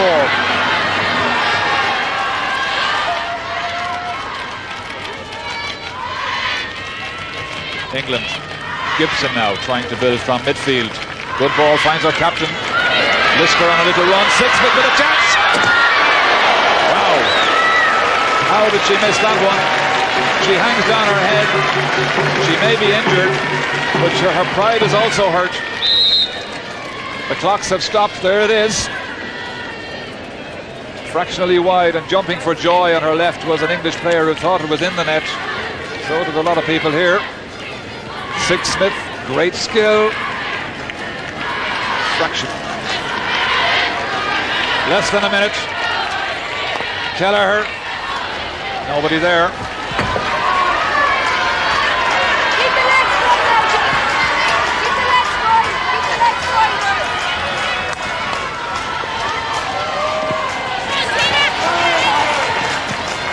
On the halfway line. Half a minute. Ireland 1, England 1. McVicker the scorer for Ireland. in reply to Atkins, who scored for England. That's the way it is at the moment, with the countdown. And a wonderful performance from Ireland, holding the European champions and forcing them now into a penalty playoff for a place in Cape Town. The hooter goes, and that's the girl who scored for Ireland, McVicker. The crowd rise to the performance of the Irish team. Superb display by Terry Gregg's team in holding the European champions to a 1-1 draw.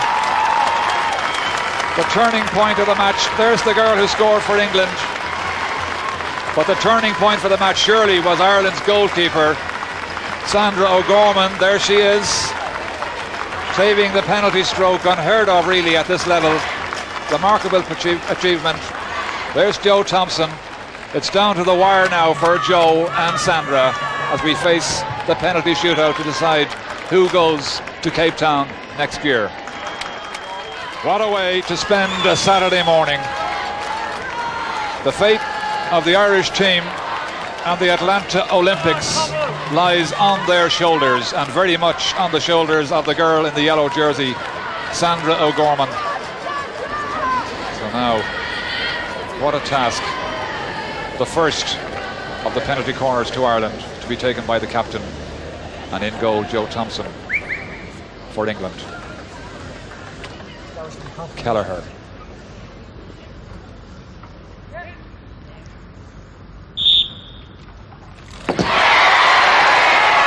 Wide, unfortunately wide. Disastrous start to the shootout. And Kelleher, you're going to see what happened. Looked for the corner, but looked for too much. 0 for Ireland. Sam Wright. O'Gorman for Ireland.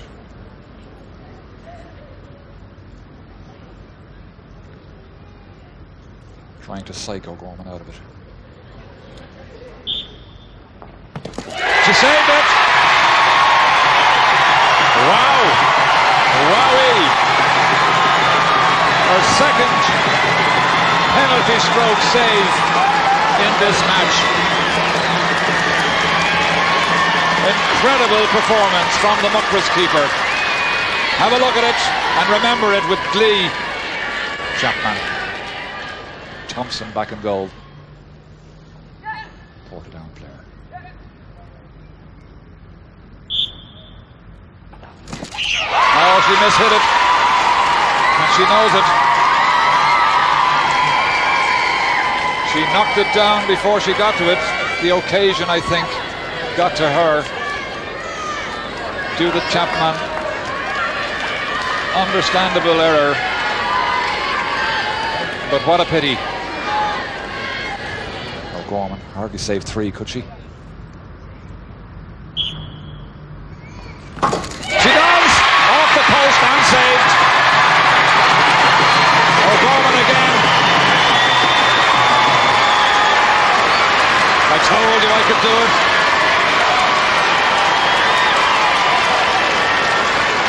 Zero, and look at this. Yes! Left hand. Oh boy. This is unreal. McVicker for Ireland. Thompson for England. McVicker has scored already in this match. Get the double.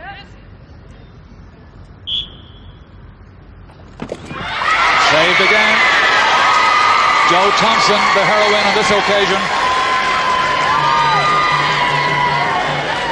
And McVicker shakes her head in disbelief.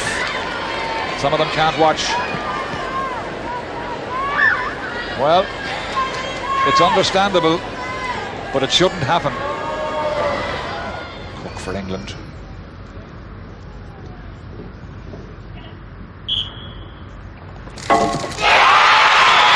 She scored.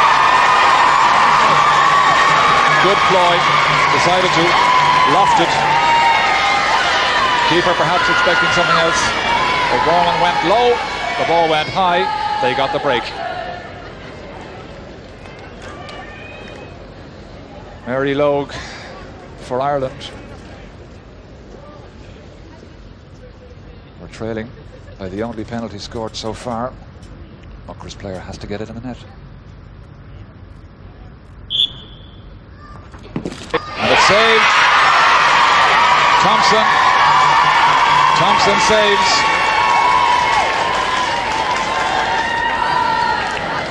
So we've had 4, we've scored none. They've had 3, they've scored 1. And the occasion getting to them.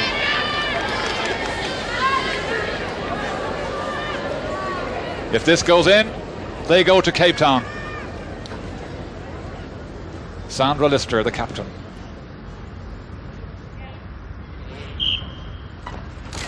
It's there. And Lister does what a captain should do. Ireland can't hit back. It's all over. England have scraped through to the qualifiers despite the heroic performance of O'Gorman in goal. Kelleher embraces her goalkeeper. The big occasion perhaps proving just a little too big. When it came down to the barbed wire, Ireland did not deliver. I think I always knew that if we were going to win this game, it was most likely going to be on the penalty stroke competition. We have the best goalkeeper in the world, really, and unfortunately we just couldn't convert our own strokes. Ironically, we had a mock competition against England a month ago, and the score was the other way around. And that's the way it goes. I mean, I just feel so sorry for all the young players who've played their heart out. And now they have nothing really, because okay, we have the European Cup next year, but that Olympic qualifying tournament was everything in their aims.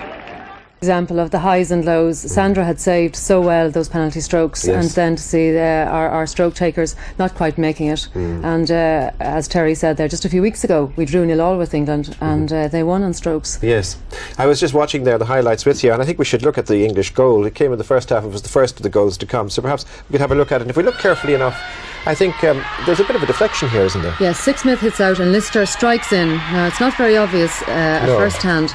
Sandra goes down to block, but it actually looks as if it's come off the defender's stick and deflects into goal, which of course gives Sandra no chance there at all. Yes, that's the sad bit indeed. So it did hit off number 12, and that was a pity. Ireland were playing well though, weren't they? I mean, it looked good. They were playing very well, and that didn't knock them back, which was very good. They played extremely well in midfield, and after just 7 minutes in fact they replied, which was excellent really. England have been very stout in their defence. A very good free taken in here by Turner, finds its way through the defence, and McVicker puts it in. It's muddled through. She takes it very nicely, waits her time. It misses Kelleher, and eventually McVicker sees the space on the goalie's right and pushes it home. So that gave them great course for going on. What were you saying that. to me when we were watching the highlights there about some sort of complaint after that goal was scored? Yes, it wasn't very obvious. The English goalkeeper came out and seemed to be objecting. I've looked back at the tape and there's nothing very obvious in what happened. Turner had pushed the ball in, it went through Kelleher and eventually made its way to McVicker, so we don't actually know why the complaint was made. Yeah. But no, I mean, the goal stood, obviously. What do you want to say about the Irish defence? Were they particularly good? The Irish defence played very well today. We've seen them getting stronger and stronger. A good English move here, pushed onto the top of the circle. Sixsmith is free, and we have Hurley coming back very fast and taking that away from her, and we get the free out. Hurley played very well in midfield today, and she was very fast back. She was marking Sixsmith, and Sixsmith really got no chance at all, and this is why I think the English were held. There's a chance to see the goal again. Lister blocking, and the ball eventually goes in, of course. That's O'Gorman. That's O'Gorman, yes. O'Gorman played, of course, very well today. That's really the second goal. She blocked twice there and definitely saved us on more than one occasion. There's no doubt about it. I mean, notwithstanding the people who played out and who scored goals, for me, from the matches I saw, and I've seen a good few of the matches over the past week and a half, she was the star of the show. I mean, she was. We were always going to be under a lot of pressure, so the goalie is always under pressure and having to make saves, but she really was outstanding. All right, well now this is a big moment for her. She saved a penalty. Let's have a look at it. Yes, this is the penalty taken by Cathy Johnson, who doesn't make any mistakes, but Sandra went well with the direction, dived to her left and blocks very well with her stick. That was excellent. We really would have been out of the match if England had scored at that stage, but they managed to keep it going until the final whistle and give us the chance, of course, after that. Were you talking to any of the players after the match? No, I wasn't. I think we could see the disappointment on their faces at the very end. We really had a very good chance, and a 1-1 draw was very good, especially with Sandra O'Gorman's capacity to stop the goals. Actually, of course, it was a very big match, wasn't it? I mean, the implications were huge. This was a vital match. This really was their cup final, because whoever won this match would go through to the Olympic qualifier. So a lot is at stake. So irrespective of how they do in their next match, they had a very good chance. And then, of course, they could have gone on, if they had succeeded, to the Olympics the following year, which, of course, England do now. Yes. So Ireland have to play again, of course, don't they? They have another match tomorrow, is it? Yes, they have a match for 11th and 12th 11th and 12th, which is very sad, really. It's not as bad as they just... And they played extremely well today. I think really this is possibly their best performance. Every aspect of the play was good today. The defence was excellent. Craig, who's really come out on her own, played very, very well. Yes. And Turner played very well in midfield, and Hurley. And they seemed to use the right tactics. They marked very well in the first half, and they threw everything into attack. So it was an excellent performance all round. So they'll be very disappointed. Yes, apart from the penalty shootout, of course, which was a big disappointment. I mean, not to convert one of those shots, I think, is probably something that's going to prey on the mind for a little while. But nonetheless, if you were to say where Ireland actually lost it over the championship, was there any one particular match where they could have done better? I think for me Russia was probably the match that lost it for them. The performance against Russia was very lacklustre, possibly because they had played 4 very hard games before that, 5 very hard games, and this was going to be difficult. They needed the points, and if they had won that game, which they drew, they would have then gone on and played Canada, which would have been an easier match. Well, it's a measure of how much they've learned, because I mean, we are talking about disappointment that they drew. Kathy, I know you'll be back later in the afternoon, but we've got to move on to racing now, and it's time to turn our attention to Tracy Pickett, who's good from the sweeping position, as we've seen a lot of the teams doing. She's been so good in defence, and again we see her here on a perfect short corner take. And this is another one of the stars. This is Masota, and Masota must be my player of the tournament, really. She has been superb. She's a very tall girl. She has wonderful ball control. We see her taking one-handed stick here, running down the left. We can see her on either the left or the right. She pushes the ball across and achieves the score. Again here, she works extremely well with Annetto. The two of them have been the main strikers, and Annetto, beautiful flick over the goalie. And this is the sort of thing you see the goals coming from this tournament, which has been a revelation really to all of the hockey players who have been there watching, and I think to our own team, to show how sharp these players can be. And it really is this sort of style that sets them apart. 2 words, 2 questions. Do you think this is going to lead to an increased interest in hockey? Yes. Pick a team from tomorrow to win the tournament. Australia. Kathy Park, thank you very much. I know you're going to enjoy tomorrow. We have to turn on a voluntary basis to actually put this thing together, haven't you? Yes, I was involved as press officer with the ILHU for the last few years, and in the build up to the World Cup. So your home is now a mobile hockey office, my home is fax and filing cabinets, and the whole family are looking forward to this being over and clearing the house. Indeed, but it's always like that, of course, in an amateur game, isn't it? I mean, a whole lot of people have to give enormous amounts of their time to put a big tournament like this together. And as Pauline Corrigan said on tape, a lot of people have given a huge amount of voluntary effort. That's really the only way it's got off the ground. Yes. And there's been some wonderful response from some of the people who have toured over, and from the other broadcasting nations as well. That RT's coverage has been very good.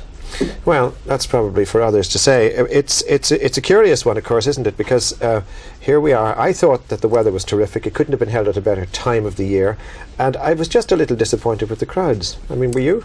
Yes, it looked a lot of the time as if there was nobody there at all. As you made the point earlier, most of the people, because of the sunshine, sat on the side of the cameras, so they couldn't be seen all the time, and that was natural. They wanted to sit in the sun. For the Irish games in particular, we had very good crowds, nearly total capacity, and that will be expected again for tomorrow. I think in the context of hockey and the type of game it is, we'll now see more crowds at hockey matches, so I think that's something very positive that's come out of it.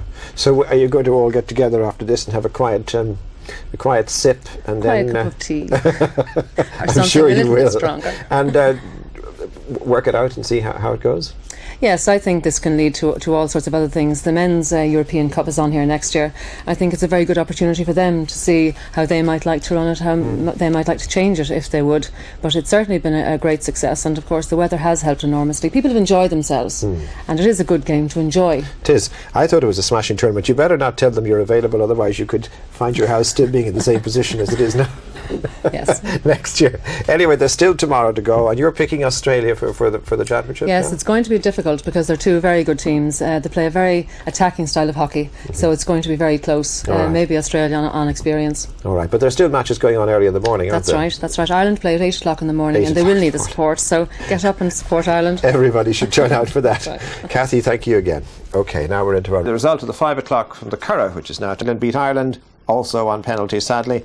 And then this afternoon, Korea took 5th place when they beat the defending champions, the Netherlands, by 2-0. And so the last match of the day was the one for 7th and 8th places. It was between Spain and China. Let's have a look at it. The commentator's John Kerwin. And the game is on, the battle for 7th and 8th places in World Cup 94.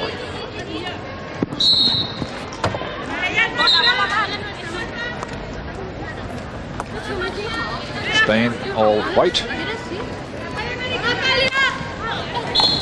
That had been raised, and running into the circle was Lopez, number 10 for Spain. That's her on the right of your picture.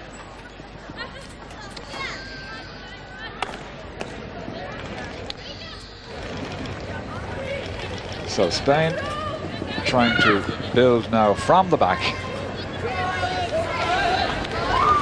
Gonzalez, 13, playing the role of sweeper. And support for her from Barea. Delightful ball, picked up by Ramirez. Ramirez gets feet off the Chinese number 15, Hunsa. Teleria. In midfield, Leme.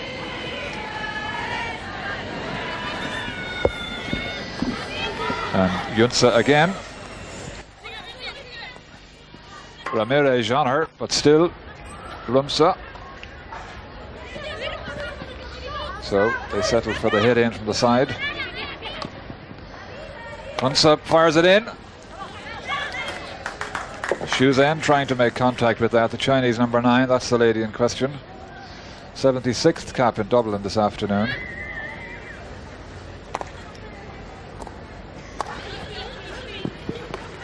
Square build up.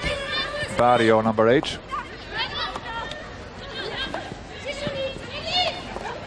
Well read.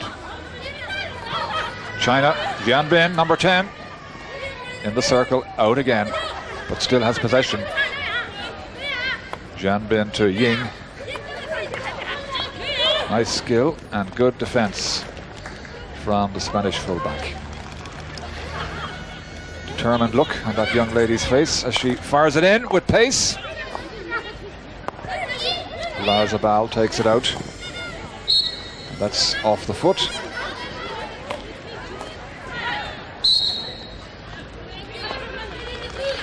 Hong Mai touches that on for Li Mai. And Anne Murray, her 4th appointment in the green shirt as umpire.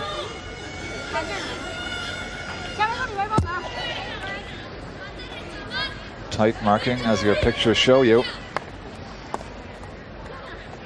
Another little run wide from Jing. Jing settles for the hit. Very crowded in that area.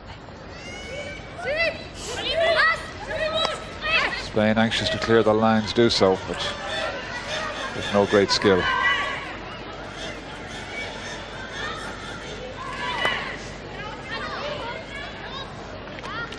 On the halfway line. Carrying it forward herself is Jianbin. Nice little touch on for Yan Hong. Spanish shirts regroup inside their own 25. Concern about Jianbin's ability to carry the ball, but that's a good ball for Gabalanes. 2-1 the ratio against Gabalanes. She turns one of them. The red shirts regroup. She's in the circle. She's alone. Penalty corner. Obstruction. So Hong Ping in goal, but the lady on the left of your picture, number 6, Gabalane, that's her there carrying the bad leg, but carrying a lot of pace with it. To the back line goes Teleria, number 12. Now watch the Chinese sprint as they try and upset the option. Larzabal probably will stop. Larzabal stops. They look for the aerial ball. Well, that's as good a goal as you'll see.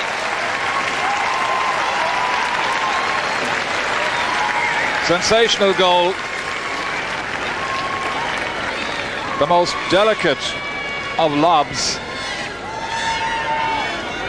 First-class hockey. Look at this. Out comes the defense, out comes the goalkeeper, but playing a delightful wedge, Natalia Dorado. 1-0.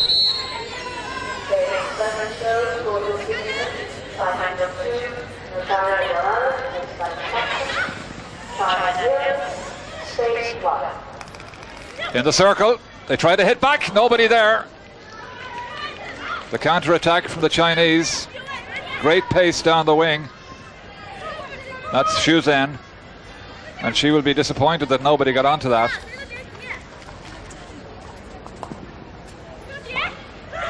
Out comes the goalkeeper, and swept away, but not very well, but off the feet, and the Irish umpire spots that infringement.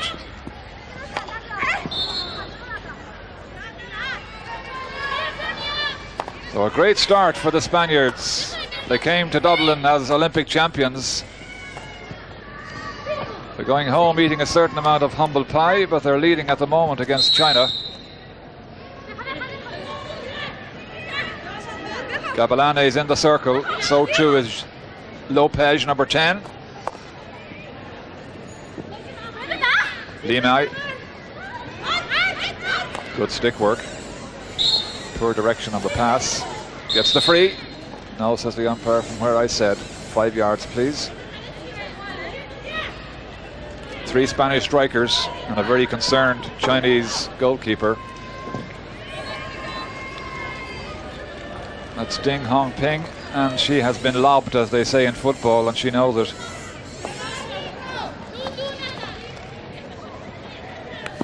Build up to the halfway line. Gonzalez finding Jing's pressure too much, but the foot of the Chinese came into play, and that cannot happen. Barea, number 4. Gonzalez, 13. And Xu Zhen, number 9 for China. Trying to close down their options, and she succeeds. It goes backwards.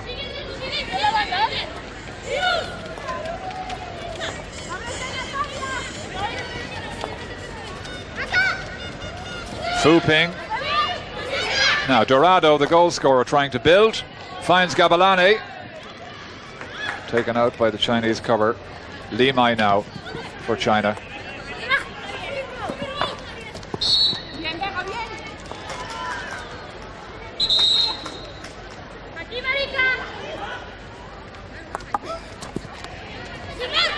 Fito, one of the fastest players out there, the Spanish number 11.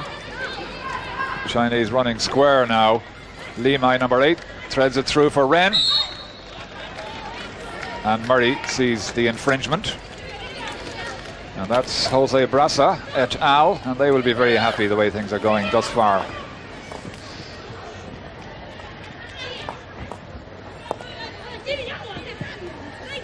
Chinese looking a little bit faster, but the Spanish marking is first class. Barrio, number 8. Aerial ball, but well swatted out by Hong. Great skill the way they can pick it out of the air. Now, trying to get into the circle, and a miss-hit, and a penalty corner for dangerous play. Chopping with the stick. So, an opportunity for the Chinese to hit back. That was sore, but she's okay. So now the test for De Murgia, the Spanish goalkeeper. Hunga, number 15 from the back line. Watch that sprint. There's the back line hit. And the Chinese choice of strikers, number 3. The switch, the dummy, they try and lob. And they do. Tit for tat. Tit for tat. Anything you can do, you got to hand it to them. There's the super delivery from the back line. The clean stop The little dummy and the little lob. Superb. So Don Hong. Yan Bin will now try and shake off this marker before getting into the circle. What does she get for that? A corner. A little bit more pace on that, and she may just have lost her. Number 10. Yan Bing again. This time she's in. Another corner. There's 5 minutes left in this first half.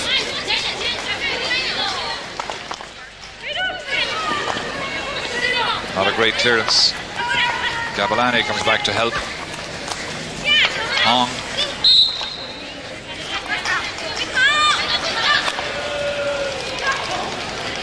That should come back. It does. Ying. Outside Ying is Hong Mai. Still Ying. And now the Spaniards, Barea tries to get something going from midfield. Ramirez. Back to Barea. Barea out of her territory now, but doing very well. Barea thumps it in for a strike. Ball had been raised, but fairness, Lopez, number 10, was there waiting for it. That's the girl who made the run, Ramirez. And beside her, Barea came all the way from the back. And Barea goes back. Shuzen. Teleria. Shuzen tries to turn her. The loose ball, but obstruction.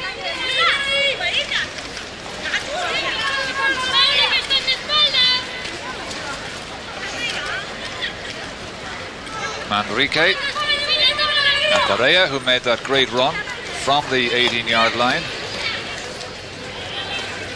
And now Barrio. Barrio threads one through for Gabalani. Good tackle on Gabalani. Now from the middle, that was Limay. It's a good build-up. Pace here now. Limay again. Hunsa. Touched on. Ying should have gotten her stick to that, but seems to be running out of pace. Maybe the 10 days hockey beginning to tell on some of the players.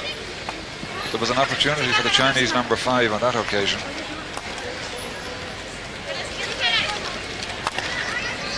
Oh, lovely control. Yan Bin. Pity she lost it. Ignacio switched back. Larzabal, that was intended for. That's Fu Ping, and that's 16 yards. But again, number 10, Lopez, was hunting and sniffing. If it breaks at all kindly for the Spanish number 10, she'll get her name on the score sheet. There she is in possession. Shakes off a tackle, sends it. Oh, well, it was cut out by Limay. But Spain still have it. Trying to get it into that circle. Fractionally raised. Bin, number 7. Reverse stick pass. Delightful one for Hong Mai. Hong Mai now being closed down by Larzabal. Hong Mai sends the ball in. And Yan Bin lifted her head. Oh, that was a certain goal. Look back in anger. A wonderful delivery from the right. Just 2 minutes left. And Yan Bin missed a great opportunity to latch onto that cross. Di Ignacio.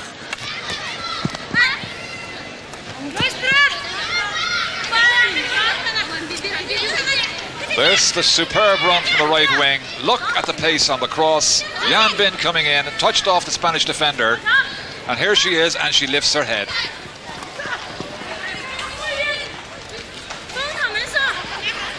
Barea, not clearing. Yan Hong, off pace and too high.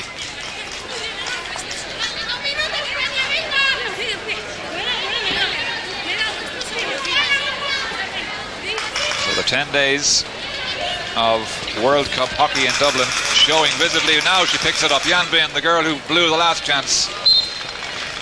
Off the foot of the Chinese number 9, Xu Zhen. That's her. Little unlucky, but remember, if it touches the foot, it's a foul.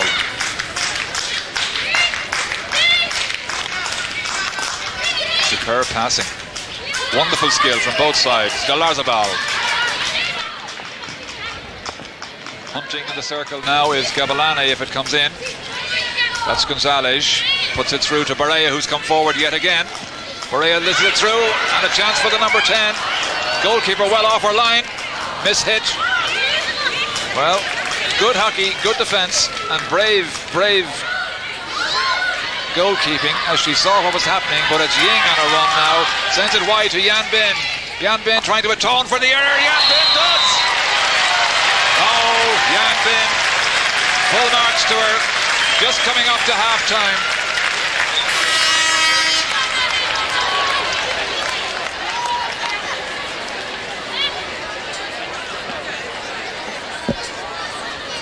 Well, would you believe it? We're looking at it again. It's gone through the side netting. It's actually gone through the side netting. The pace on the ball deceived everybody except the umpire, who was in the right place at the right time. It looked from our commentary point as though it was a goal, but Murray says no, signals the wide again. The two umpires are at the goal examining the net. The dispute, but I don't think it's going to hold. No, the Chinese girl is shaking her head. So 2-1, the two green shirts. Here it is again. The pace on it, dynamic, heading for target, heading straight for target. And look, I think from that angle it had to have gone through the side netting, but it was oh so close. And either way, I think it's fair to say the keeper was in the right place. So at half-time, after all that kerfuffle, it's China 1, Spain 1. Fu Ping.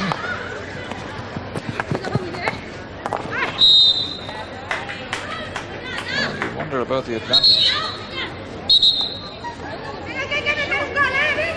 That's Hunsa. On to the 25, nobody can get a stick to it. Bin, number 7, shakes her head, wondering what it could have been. That's Hunsa. Now, Don Hong, who scored that delightful flick over the goalkeeper's head.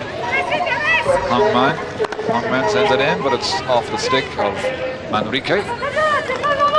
So a corner to be taken by Hong Mai, number 12, and with her is Danger Girl, Jean Bin.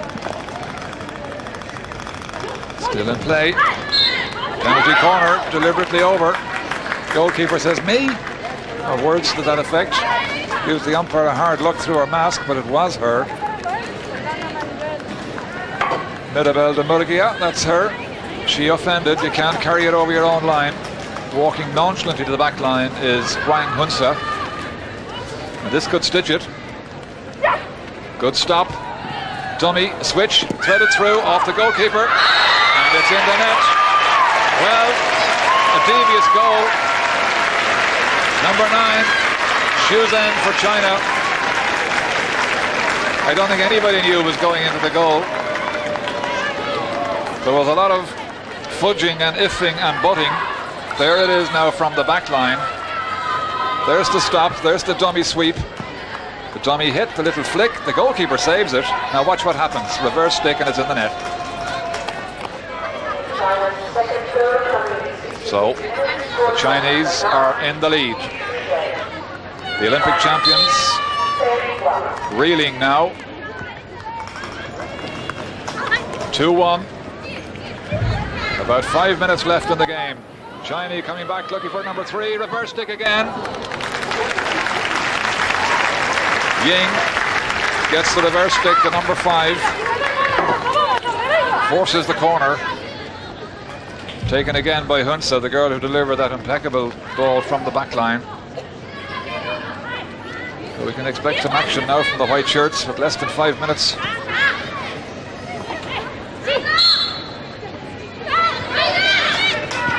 A lot of calling, but a little indecision, as you can see.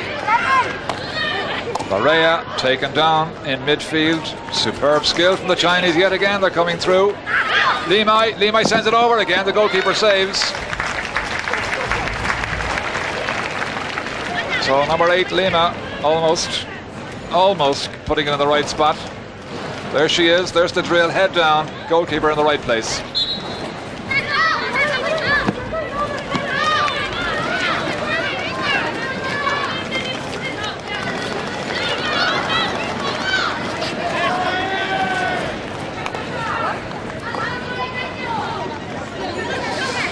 From the 25, Teleria.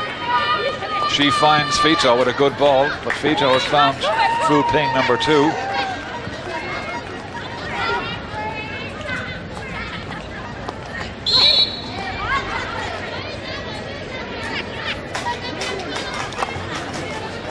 Funny old game, Olympic champions, and now they're suffering in Dublin.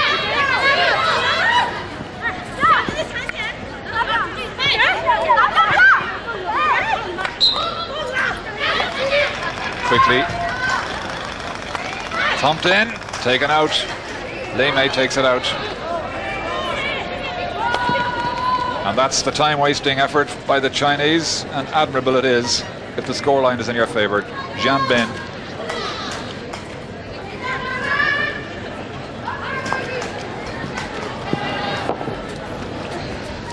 So a balmy evening in Dublin, and first-class hockey, and the Olympic champions suffering yet again, this time at the hands of the Chinese.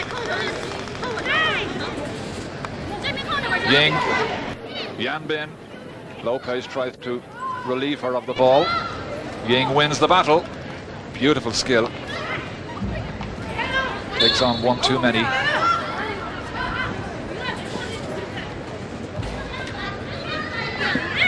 Barea. To nowhere. Under 2 minutes. So another upset in the Waterford Crystal World Cup as Fito runs in but gets the advantage. Fito in the circle, Fito crosses, and that was nearly to be for Lopez. She missed it. Oh, a great cross from Fito. Shook off 2 defenders, kept the head down, impeccable drill across, and Lopez couldn't make it. Enrique. Ramirez, good ball. Barrio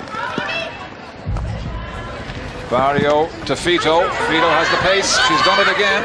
Fito sends it in again, this time for Gabalani. Gabalani will look for the penalty corner. Gabalani gambles in. Gabalani shoots. Brilliant save. She shoots again. And it's cleared. And a lot of goal-mouth action there. Yes, well, in fact, in spite of that goal-mouth action, I have to